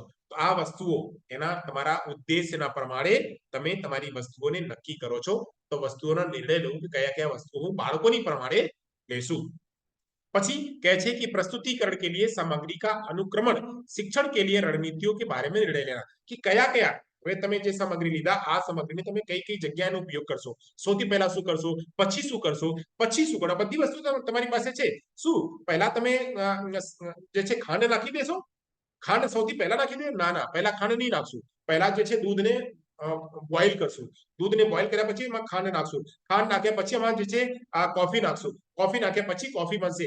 હવે કોફી બન્યા પછી હું જે છે કપમાં નાખશું. કપમાં નાખ્યા પછી થોડું ઠંડો થશે તો બાળકને ટેસ્ટ કરવા માટે આપશું. આ બધી પ્રક્રિયાઓ છે. તો બધી પ્રક્રિયાઓને તમે એ જ રીતે એક એક સિરિયલ વાઇઝ સિરિયસ તમે ઉપયોગ કરશો તો એ પ્લાનમાં તમારા લખશો. પ્લાનમાં બધી અત્યારે પ્લાન કરો છો, અત્યારે એક્ઝિક્યુટ નથી કરતા, તો પ્લાન કરો છો. પછી તમે કહો છો કે શિક્ષણ રણનીતિઓ કા વિતરણ, કઈ સ્ટ્રેટેજી તમે અને કઈ જગ્યા કઈ સ્ટ્રેટેજી અપનાવશો. ત્યાં તમે બાળકને થોડુંક વસ્તુને પરિચય કરાવશો. પરિચય કરવા પછી વસ્તુઓને કરાવશો. પછી જ્યારે વસ્તુઓને બાળક પાસેથી કહેશો કે આ ખાંડ ક્યાં રાખે છે, લઈ આવો. તો બાળક જ્યારે ખાંડ લઈ આવો, વાવ સરસ, તમને ખાંડ આવે છે. અચ્છા, ખાંડ ઉપયોગ મમ્મી તમને ખાંડ આપે છે ચખવા માટે, આપવા માટે. હું તમને આપું, તમે ખાંડ ટેસ્ટ કરશો. તો બાળક ખાંડને ટેસ્ટ કરશે. કેવું લાગે છે? મસ્ત સ્વીટ લાગે છે. વાવ. તો ના ના હો, વધારા ખાંડ નહીં ખાવાના, થોડું ખાંડ ખાવાના. તો ખાંડ જેટલી જોઈએ એટલી રાખવાના. દૂધ, આ શું છે? તો દૂધ છે. દૂધ પીવો છો તમે ઘરે? હા, ઘરે દૂધ પીવું છું. મમ્મી આપે છે દૂધ? હા. તો કોઈ કહે છે કે ના ના, આ નથી દૂધ પીતો. કેમ ભાઈ, તું કેમ નથી દૂધ પીતો? હવે વૈશાલી દૂધ નથી પીતી. કેમ નથી પીતી? તો કહે છે દૂધ મને નથી ભાવતો. તો હવે આ બીજી બહેન કહે છે કે ના ના, હું તો છાશ પીવું છું. તો છાશ પીવો છો? અચ્છા, તો જેની જેવી ઈચ્છા છાશ પીએ છે. પણ અત્યારે શું જોઈએ? હું આમાં દૂધ નાખું કે છાશ નાખું? તો બાળકો ના ના, છાશ નહીં, દૂધ નાખવાના. તેવી રીતે દરેક વસ્તુને રણનીતિ તરીકે એનો ઉપયોગ કરવાના કે કઈ વસ્તુને ક્યાં, કઈ વસ્તુને ક્યાં, કઈ વસ્તુને ક્યાં ઉપયોગ કરવાના, એ પણ વસ્તુને ધ્યાન રાખવાનું. એ બધી પ્લાનિંગ અત્યારે છે. પ્લાન થઈ ગયા. હવે એને ઇમ્પ્લિમેન્ટ કરવાના. ઇમ્પ્લિમેન્ટ કરવા તમે જે વસ્તુ નિર્ણય લીધા, હવે આ વસ્તુને વિષય સામગ્રીને હવે એને રજૂ કરો. સામગ્રીની પ્રસ્તુતિ. પછી જે ક્લાસ છે, ક્લાસના જે સાઈઝ છે, ક્લાસની સાઈઝ હવે કેટલા સાઈઝ આવશે? બધા બાળકો તો જ્યારે તમે કોફી બનાવશો તો બધા બાળકો તો સ્ટોવની પાસે આવીને જશે.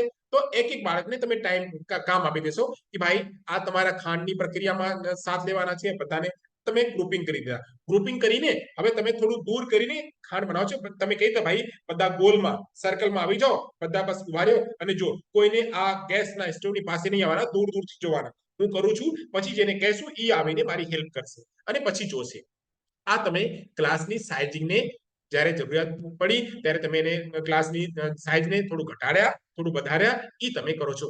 ધારો કે ક્લાસમાં કોઈની જરૂરિયાત છે, કોઈ વિઝ્યુઅલી ઇમ્પેરમેન્ટ છે, એને થોડા બ્લાઇન્ડ ને વિઝનની પ્રોબ્લેમ છે, એને આગળ લઈ લીધા. કોઈ હિયરિંગ ઇમ્પેરમેન્ટ છે, એને આગળ લઈ લીધા. કોઈ થોડું સમજી શકે છે, થોડું લાંબો છે, તો લાંબા બાળકને થોડું પાછળ કરી દીધા. જે કોઈ થોડું નાનો બાળક છે એને આગળ કરી દીધા.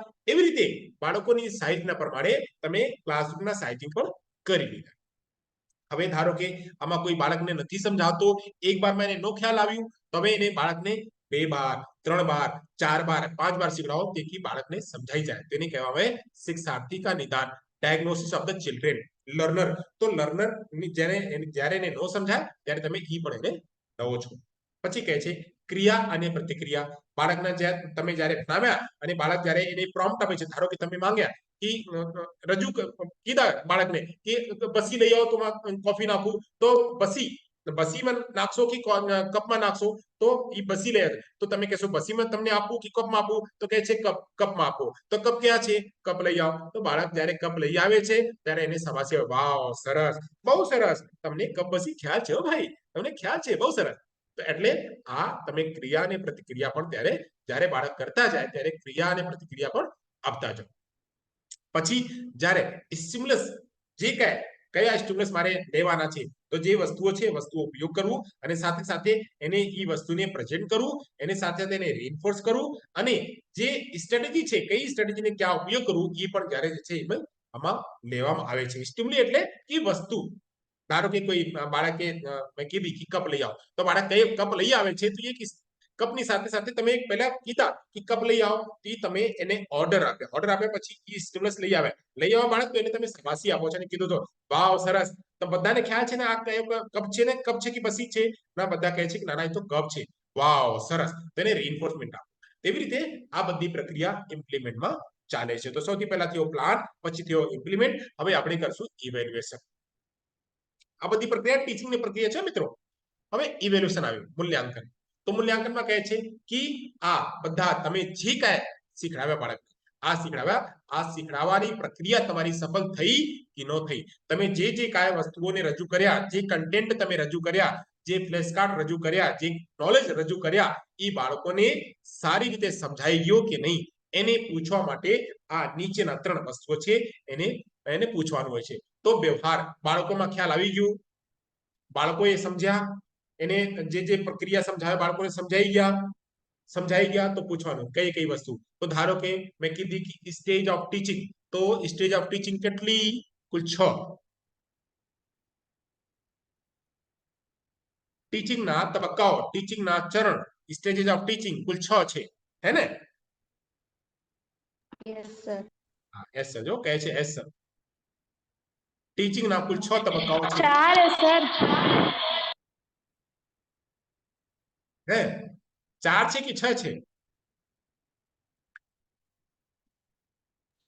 બોલ બેટા 4 છે 4 છે 4 જ મેં કીધી હતી ને પહેલા પ્લાન ઇમ્પ્લિમેન્ટ પછી ઇવેલ્યુએશન પછી રિફ્લેક્શન પહેલા પ્લાન કરો આયોજન કરો પછી એને એક્ઝિક્યુટ કરો એને અમલમાં લાવો પછી એના મૂલ્યાંકન કરો અને પછી પ્રતિબિંબિત કરો કેટલા ચરણ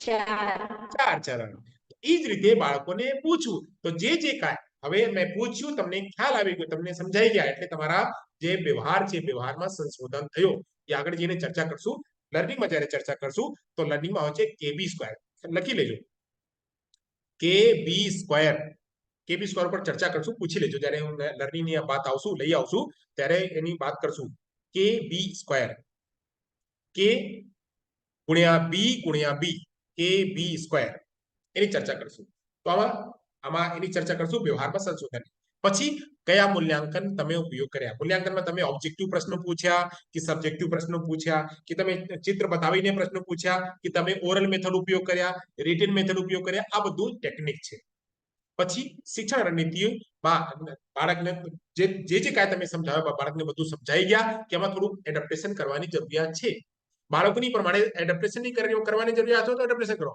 ધારો કે ત્યાં કોઈ વિઝ્યુઅલ ઇમ્પેરમેન્ટ બાળક છે અને વિઝ્યુઅલ ઇમ્પેરમેન્ટ બાળકને તમે કોઈ ચિત્ર દેખાડીને પૂછો કે આ શું લખેલ છે આ શું છે તો બાળક નહીં જવાબ શકે ત્યાં તમે પૂછી લો કે હું ચાય શેમાં નાખ્યું હતું તો બાળક કહેશે કપમાં અચ્છા કપને ક્યાં રાખીએ છીએ તો બસીમાં તો બાળકને તમે જ્યારે ઓરલ કરીને વિઝ્યુઅલ ઇમ્પેરમેન્ટ બાળકોને કે લો વિઝનવાળા બાળક છે જ્યારે તમે એને બોલીને પૂછો તો જવાબ આપી શકે જ્યારે હેરિંગ પર વાળા બાળક છે તો ત્યારે એને દેખાડીને પૂછો તો એની જવાબ આપી શકે જ્યારે કોઈ આપણા સીપી બાળક છે તેની પાસે એના હાથ પકડીને જ્યારે કહેશો કે થોડું બોલવાની પ્રયાસ કરશે અને એ બોલવાની પ્રયાસને ત્યારે તમે એને સમજશો તો એની પ્રકારની પ્રક્રિયાના મૂલ્યાંકન અલગ છે ઓકે હવે પછી છે પ્રતિબિંબિત કરના તો પ્રતિબિંબિત કરના કે અહીંયા બાળકને થોડી એને વિચારવાની તક આપો કે બાળક થોડું વિચારી શકે છે અમે કીધી કે અચ્છા જાઓ કપ લઈ આવો તો બાળક વિચારીને કપ લઈ આવે છે સારી રીતે એને વિચારવાની પ્રક્રિયા આવે છે કે નહીં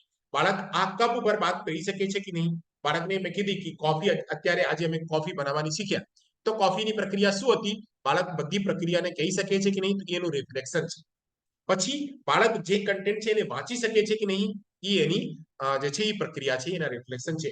પછી એના સંબંધિત બાળક કોઈ પ્રશ્નો પૂછી શકે છે કે નહીં, એ એના રિફ્લેક્શન છે. જ્યારે કોઈને બધી જ વાત સમજાઈ જાય છે ત્યારે એના મગજમાં પ્રશ્ન આવે છે. જ્યારે નથી સમજાતો તો પ્રશ્ન નથી આવતો.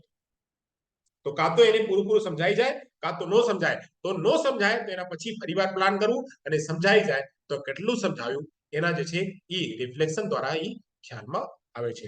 તો કોઈ 4 ચરણ હતો, એ 4 ચરણ પણ અમે અહીંયા શીખ્યા. સરસ. હવે આપણે વાત કરીશું ઇમ્પેક્ટ. ઇમ્પેક્ટ જ્યારે આપણે ક્લાસ કા લેક્ચર આપણે કોઈ ભણાવીએ તો આ જે છે આ ક્લાસમાં 4 પ્રકારના ઇમ્પેક્ટ દેખાય છે. કાં તો બાળક ડલ હોય છે, ડલ એટલે એકદમ હાવ નબળા બાળક. તો જે બાળકને બિલકુલ નથી સમજાતો તેને તમારે અલગથી ડાયગ્નોસિસ તરીકે એને અલગથી લેસન એક લેવું પડે છે. એક બાળક હોય છે એક્સપ્લેન એવરેજ, જેને તમે થોડુંક એક્સપ્લેન કરી દેશો તો બાળક સમજી જશે. એક બાળક હોય છે ગુડ, બહુ જ ગુડ હોય છે, કે જેને તમે બસ માત્ર દેખાડી દીધા એ સમજી ગયા. પછી એક બાળક હોય છે આઈડિયલ, જે પોતાની રીતે દરેક કામ કરી લે છે. એની ઈચ્છા છે કે મારે તો વાંચવી છે. ધારો કે તમે 3 છો, તમે 3 છો મોટિવેટેડ છો, આઈડિયલ બાળકો છો. આઈડિયલ બાળકો છો એટલે ટોપ લેવલના બાળકો છો, કે કોઈ પણ કામ જિજ્ઞાબેને કીધા તો આ બધું થઈ જવાના છે, થઈ જશે. સંતોષ સરના લેક્ચર છે, અમે વાંચી લેશું, સરના લેક્ચર અટેન્ડ કરી લેશું. જિજ્ઞાબેને કીધા કે સંતોષ સર તો ઝૂમ ઉપર લેક્ચર લેશે, કાંઈ વાંધો નહીં મેમ, અમે ઝૂમ ડાઉનલોડ કરી લઈશું, અમે ઝૂમ ઉપર સંતોષ સર સાથે જોડાઈ જઈશું. આ શું છે? આ તમે લોકો આઈડિયલ બાળકો છો. તો આઈડિયલ બાળકો પણ ક્લાસમાં હોય છે. આઈડિયલ બાળકો સાથે અલગ રીતે, જે ગુડ બાળકો હોય છે એને અલગ રીતે, જે એવરેજ બાળકો હોય છે એને અલગ રીતે, અને જે ડલ બાળકો હોય છે એને અલગ રીતે, અલગ અલગ સ્ટ્રેટેજી દ્વારા એક જ ક્લાસમાં, એક જ જગ્યા, એક જ ટાઈમમાં અલગ અલગ રીતે એના સાથે વર્તવાની હોય છે. ખ્યાલ આવી ગયા? હા સર. તો એ બધી વાત એટલે સમજાય છે? જિજ્ઞાબેન કીધા હતા કે હા ઝૂમ ઉપર સંતોષ સર લેક્ચર લેશે, તો આ પ્રશ્ન આવે તો મેડમ મારા ફોનમાં તો ઝૂમ નથી, હે ને? હા, તો જો મને ખ્યાલ નથી પણ હું એટલું સમજી શકું છું. તો એટલે તમે લોકો જે પ્રશ્ન પૂછ્યા છતાં તમે લોકો કીધા કે ના ના મેમ અમે વાંચશું, અમે તો મારે તો લેક્ચર લેવાના છે, મારે તો વાંચવાના છે, અમે તો વાંચશું. આ એક આઈડિયલ બાળકો હોય છે. તો એવા પ્રકારના બાળકો હોય છે. અને ટીચિંગ જ્યારે આપણે કરીએ તો ટીચિંગમાં ઈ ઇમ્પેક્ટ આ બાળકોમાં એવા ઇમ્પેક્ટ જે છે એ દેખાય છે. સરસ, આગળ વધીએ. Yes sir. ચાલો હવે આપણે વાત સમજશું. ના ના એ નથી.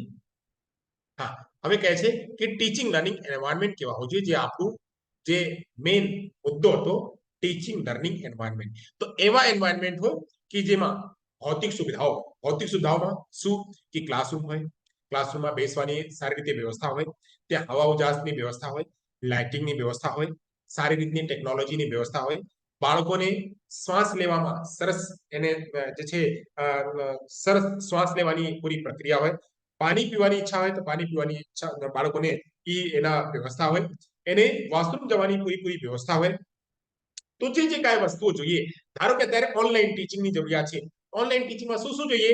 ઓનલાઈન ટીચિંગમાં મારી પાસે લેપટોપ છે, તમારા લોકો પાસે ફોન છે, તો તમારા લોકો પાસે ફોન હોય, ફોન સાથે સાથે ફોનમાં ઝૂમના એપ્લિકેશન હોય, અને ઝૂમ સપોર્ટ કરતા ફોન હોય, અને એક સારો ઇન્ટરનેટ ચાલતું હોય, એટલે સારા બેન્ડવિડ્થના, સારા સ્પીડના ઇન્ટરનેટ હોય. આથી અને તમારા ફોનમાં કેમેરા હોય, તમારા ફોનમાં ચાલતું હોય, એ બધી પ્રક્રિયા ફંક્શન હોય, તમારા પાસે નોટબુક હોય, એક પેન હોય, આ બધું ઓનલાઈનની ક્લાસ ચાલી જશે. તો ઓનલાઈન ક્લાસ માટે ભૌતિક વ્યવસ્થા શું જોઈએ? એટલી વ્યવસ્થા જોઈએ. પણ ઓફલાઈન ક્લાસમાં શું જોઈએ? તો ઓફલાઈન ક્લાસમાં સારી રીતે ક્લાસરૂમની વ્યવસ્થા જોઈએ. જેટલા બાળકો છે, બાળકોને બેસવા માટે એની એ અલગથી ક્લાસરૂમ જોઈએ, બોર્ડ જોઈએ, પ્રોજેક્ટર જોઈએ. આ બધી પ્રક્રિયાઓ ઓફલાઈનના ક્લાસમાં જોઈએ. એટલે ઓફલાઈન હોય કે ઓનલાઈન હોય, આ ભૌતિક વ્યવસ્થાઓ હોવું જોઈએ. સાથે સાથે સામાજિક, અત્યારે તમે લોકો 3 છો, તો 3 છો તો એટલીસ્ટ મને એવું લાગે છે કે હું જે કાંઈ સમજાવું છું એટલીસ્ટ 3 બાળકોને પહોંચે છે. બધા બાળકો નથી તો એટલીસ્ટ 3 બાળકોને તો પહોંચે છે, તો ઠીક છે, મારું એટલું પણ પૂરું થઈ જાય છે, 3 બાળકોને પહોંચે છે. તો આ એક સામાજિક હોય. જ્યારે તમે બધા બાળકો સાથે એકબીજા સાથે શેર કરીને શીખશો તો શેર કરવાથી પણ ઘણા ચીજ જે છે એ શીખવામાં આવે છે. એટલે કહે છે કે બાળકને એક અલગ ક્લાસરૂમમાં એક જ સીપી બાળકો સાથે ન રાખો. સીપી બાળકો સાથે આઈટી બાળકો પણ હોય, સી બાળકો સાથે એચઆઈ પણ બાળકો હોય, સી બાળકો સાથે સામાન્ય પણ બાળકો હોય. બધા બાળકો જ્યારે રહેશે તો સમાજમાં જ્યારે રહેશે તો બાળકનો સામાજિક વિકાસ પણ થશે. કેમ કે બાળક એક સામાજિક પ્રાણી છે. બાળક એક સામાજિક પ્રાણી છે. એ સમાજમાં રહે છે, મમ્મી પપ્પા સાથે રહે છે, પરિવાર સાથે રહે છે. તો એને એ પણ જે છે જ્યારે એ જ રીતે શીખડાવશું તો એ સમાજમાં એ રીતે ઉપયોગ કરી શકશે. પછી મનોવૈજ્ઞાનિક. હવે મનોવૈજ્ઞાનિક કે બાળકના ઈચ્છા છે વાંચવાની કે નહીં, તો એ જ રીતે બાળકની ઈચ્છા છે તો શીખડાવો, બાળકની ઈચ્છા નથી તો બાળકને રમત ગમતમાં લઈ જાઓ, બાળકની ઈચ્છા નથી તો બાળકને કોઈ બીજી એક્ટિવિટી કરાવો, કોઈ બીજી પ્રવૃત્તિ કરાવો. તો જેમ બાળકની ઈચ્છા છે એ જ બાળકને રીતે એને માહોલ બનાવો. તો જ્યારે આ બધી માહોલ છે, માહોલ જ્યારે રહેશે તો જ બાળક શીખશે. અત્યારે તમારી ઈચ્છા નથી, અત્યારે તમારી ઈચ્છા છે કે અત્યારે તો હું એમેઝોન ઉપર મૂવી જોશું, તો એમેઝોન પર મૂવી જોવાની છે. હવે તમારા મગજ જે છે એમેઝોનમાં લાગે છે તો તમને કોઈ કેટલું શીખડાવી લેશે, તમે નહીં શીખશો. હાલો વાંધો નહીં, આપણે એમેઝોન પર મૂવી જોઈએ. મૂવી જોયા પછી એક જે ઈચ્છા હતી શાંત થઈ ગઈ, હવે શીખીએ આપણે. બાળક શીખશે. હવે તમે માંડ દબાડીને બાળકને નહીં શીખડાવી શકશો. તો એટલે એ પણ વ્યવસ્થા હોવું જોઈએ. પછી તમે જે કાંઈ વસ્તુ શીખડાવવા માંગો છો, મેં જેમ કીધી કે તમે કોફી શીખડાવવા માંગો છો, કોફીના તમારા લેસન છે, તો સૌથી પહેલા એવા માહોલ રેડી કરો.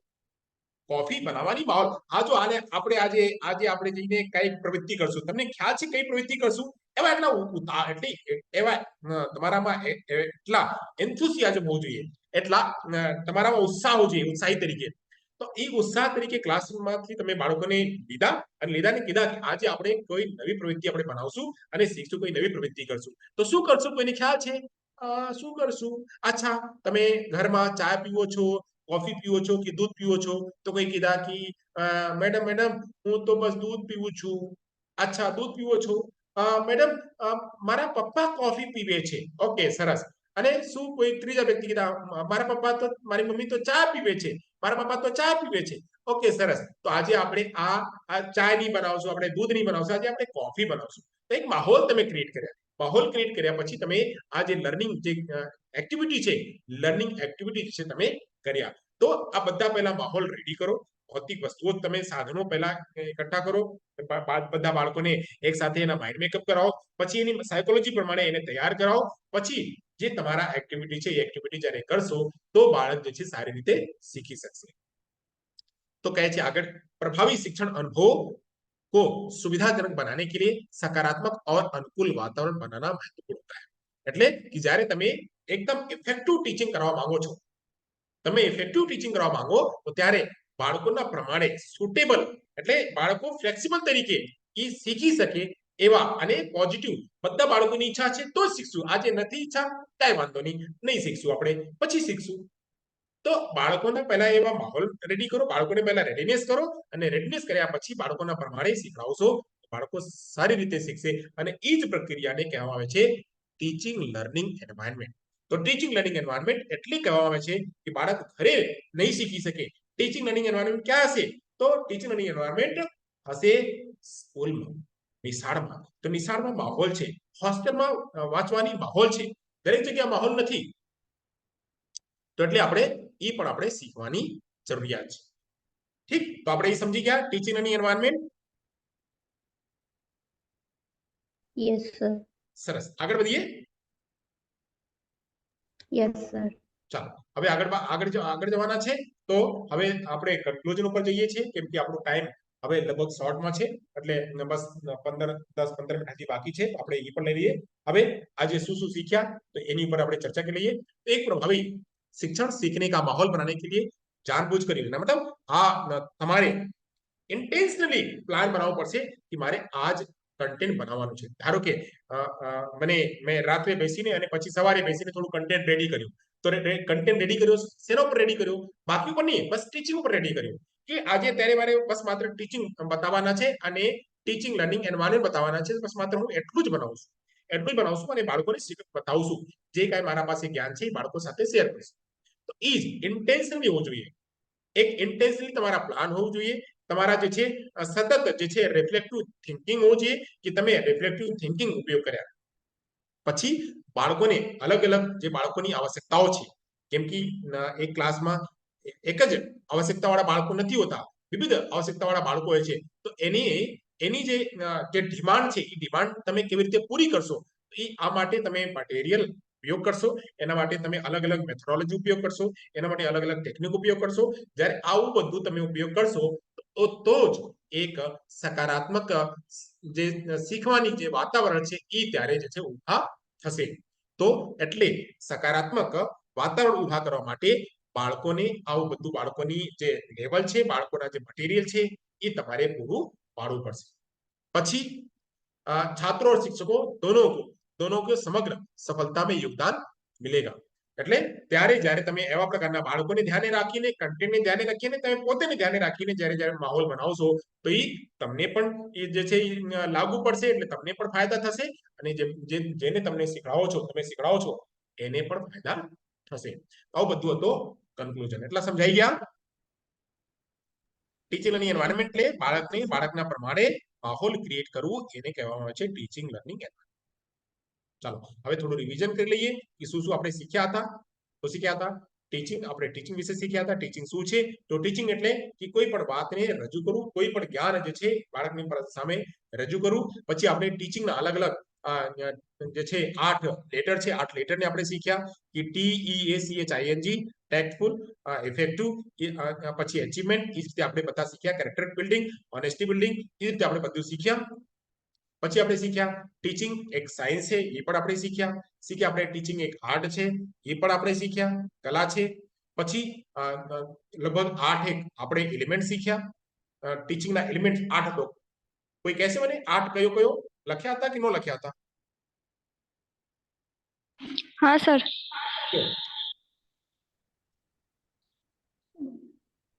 बोलो कौन कौन से एलिमेंट? पहला है knowledge of subject matter, very good, दूसरा पेडालॉजिकल स्किल, वेरी गुड, तीसरा कम्युनिकेशन स्किल, वाओ, चौथा क्लासरूम मैनेजमेंट, सो गुड, तीसरा पांचवा अडेप्टेबिलिटी, ऑसम, छठा असेसमेंट एंड फीडबैक, इंप्रेसिव, सातवां टेक्नोलॉजिकल इंटीग्रेशन और आठवां reflective practice. Good good good good good. तो ये 8 क्या थे?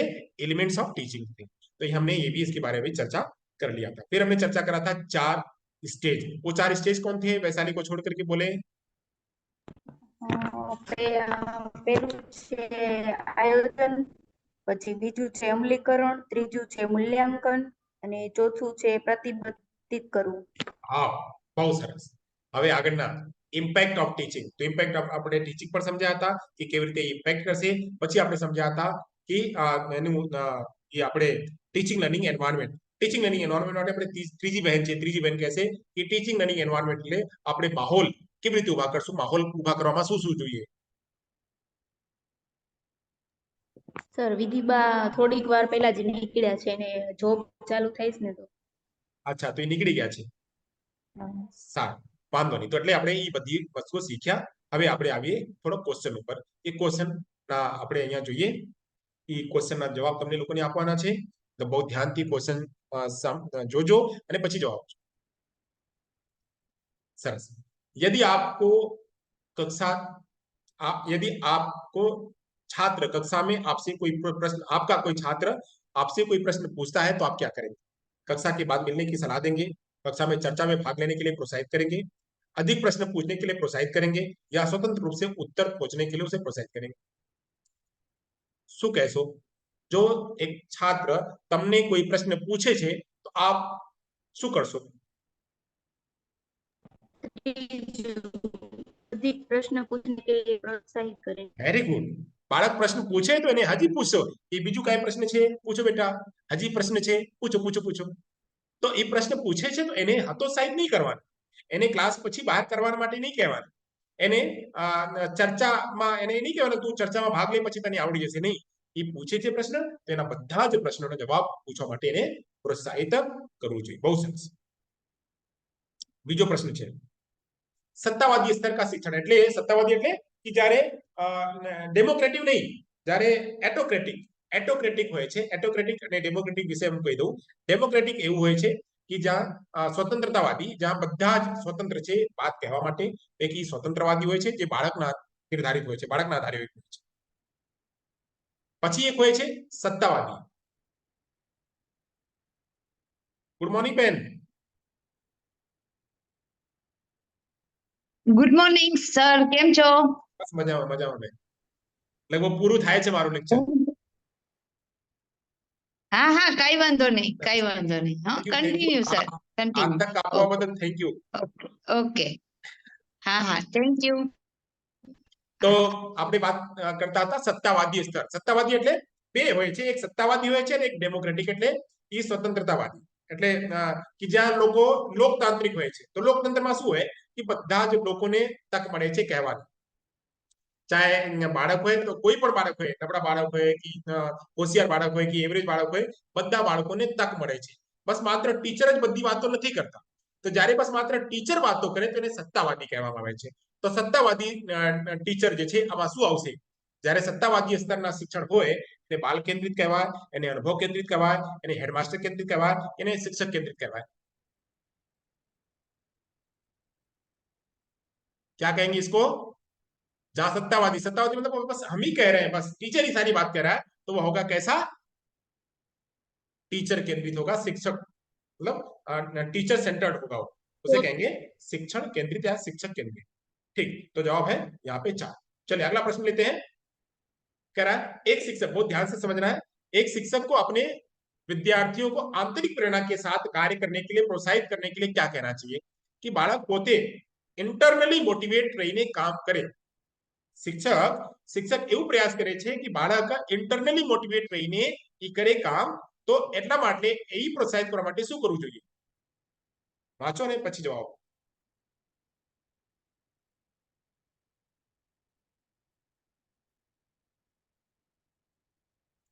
કયો જવાબ સાચો?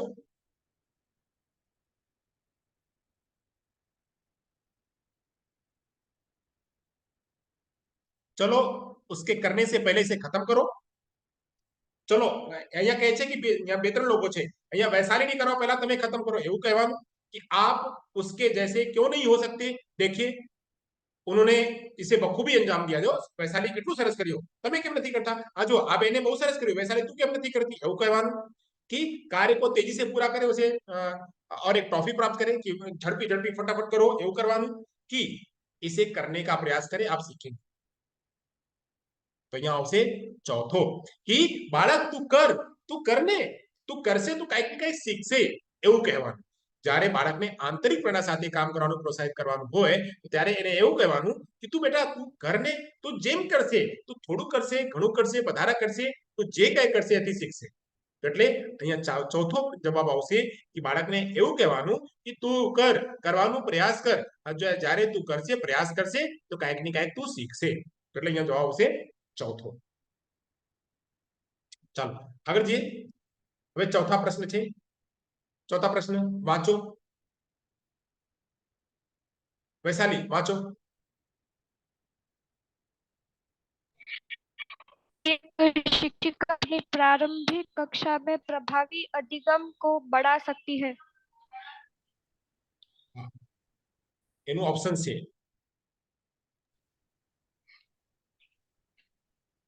पढ़ना है सर? हाँ पढ़ो पढ़ो. सीखने में छोटे कदमों के लिए पुरस्कार प्रदान करना, ड्रिल और अभ्यास, अपने छात्रों के बीच प्रतिस्पर्धा को प्रोत्साहित करना, सामग्री को छात्रों के जीवन से जोड़ना. तो इसमें कौन सा सही होगा?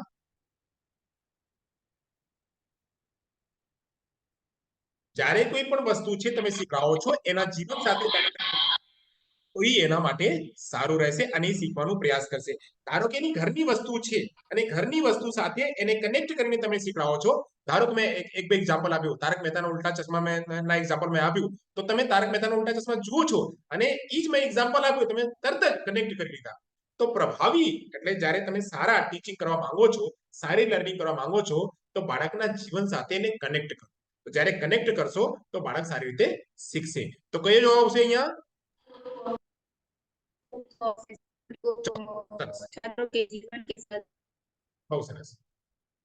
હવે આગળ પાંચમો પ્રશ્ન કહે છે શિક્ષક का व्यवहार होना चाहिए कैसा प्रशासनिक शिक्षाप्रद आदर्शवादी कि आदेशवादी आदर्शवादी. આદર્શવાદી બહુ સરસ ટીચરને એક આઈડિયલ બનવું જોઈએ આઈડિયલમાં આઈડિયલ એક તરીકે નથી હોતો આઈડિયલ માટે ઘણી બધી વસ્તુઓ એને ધ્યાનમાં રાખવું પડે છે તો એ ટીચર બધા ટીચરોને બાળકો ટીચર તરીકે નથી ગણતા અને બધા બાળકો જે છે બધા શિક્ષકને એને શિક્ષક એટલે બહુ આઈડિયલ શિક્ષક નથી ગણતા એ એક જ બે ટીચરને ટીચર તરીકે ગણે છે કે જે ટીચરમાં બધી જ ક્વોલિટી હોય છે તો બધી જ ક્વોલિટી વાળા જે ટીચર હોય એને કહેવામાં છે આઈડિયલ ટીચર આઈડિયલિસ્ટિક આદર્શવાદી ટીચર એ ટીચર બાળકોની પણ વાતને સાંભળે છે ટીચરની પણ વાતને સાંભળે છે કેવી રીતે વસ્તુને રજૂ કરવું એ પણ એને જાણે છે બાળકોને મોટિવેટ કેવી રીતે એને સારા નાગરિક કેવી રીતે બનાવવી એ બધી પ્રક્રિયાઓ એક આદર્શવાદી ટીચરમાં હોય છે એટલે શિક્ષકને આદર્શવાદી હોવું જોઈએ સરસ छठवां प्रश्न यदि आपको सामान्य छात्रों के साथ साथ एक दृष्टिबाधित छात्र को पढ़ाने का अवसर मिले तो आप उसे कक्षा में किस प्रकार का उपचार देना चाहेंगे उसे अतिरिक्त ध्यान नहीं देना क्योंकि बहुत ज्यादा बच्चों को नुकसान हो जाएगा अगर उस पर ध्यान देंगे तो कक्षा में सहानुभूति पूर्वक उसका ख्याल रखना आप सोचेंगे कि अंधापन उसकी नियति है और उसके लिए आप कुछ नहीं कर सकते आगे की पंक्ति में एक सीट की व्यवस्था करें और उसके लिए सुविधाजनक गति से पढ़ाने का प्रयास करें चौथा. बहुत सरस तो अगर कोई विजुअली इम्पेयर्ड बच्चा है अगर वहां ત્યાં કોઈ વિઝ્યુઅલ ઇમ્પેર્ડ બાળક છે તો એ બાળકને આગળની સીટ ઉપર બેસાડવું અને બેસાડીને પછી એ ત્યાં આગળ બેસે તો એને સારી રીતે બધું જોવાશે અને એ જે રીતે બાળક શીખવા માંગે છે એ જ રીતે બાળકને જ્યારે શીખવાડવાનો પ્રયાસ કરશો તો જે દૃષ્ટિબાધિત બાળક છે જે વિઝ્યુઅલી ઇમ્પેર્ડ બાળક છે એને સારી રીતે એ શીખવાડવામાં આવશે અને શીખી શકશે સરસ તો ચોથો જવાબ અહીંયા સાચો હતો सरस सातवां प्रश्न पर आइए सातवां कहे छे शिक्षक तभी सफल हो सकता है जब वह छात्रों को बेहतर नागरिक बनने में मदद करे छात्रों को विषय का ज्ञान प्रदान करे छात्रों को परीक्षा उत्तीर्ण करने के लिए तैयार करे विषय वस्तु को सुव्यवस्थित ढंग से प्रस्तुत करे एक शिक्षक तभी सफल हो सकता है कब क्या रे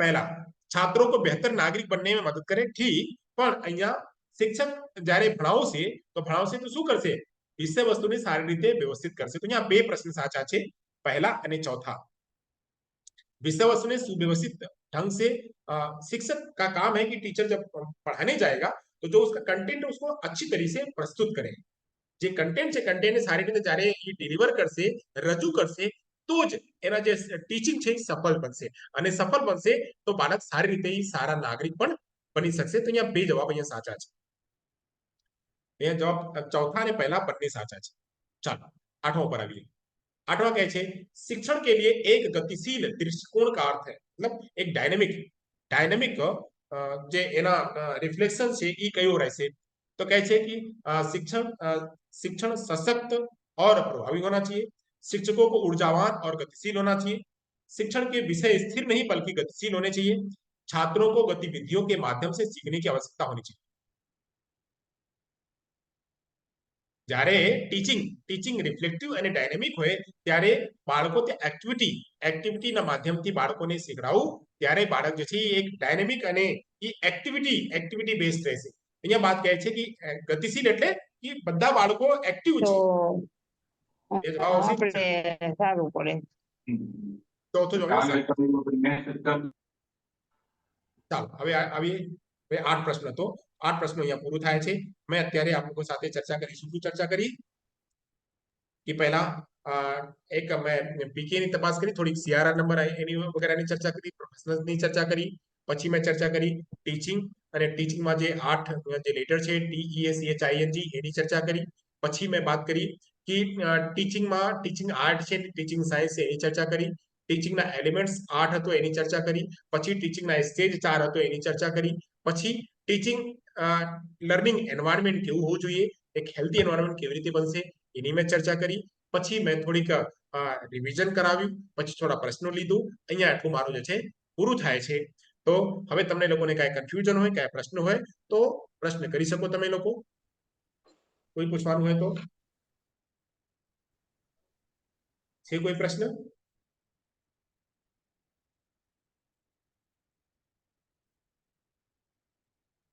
वैशाली?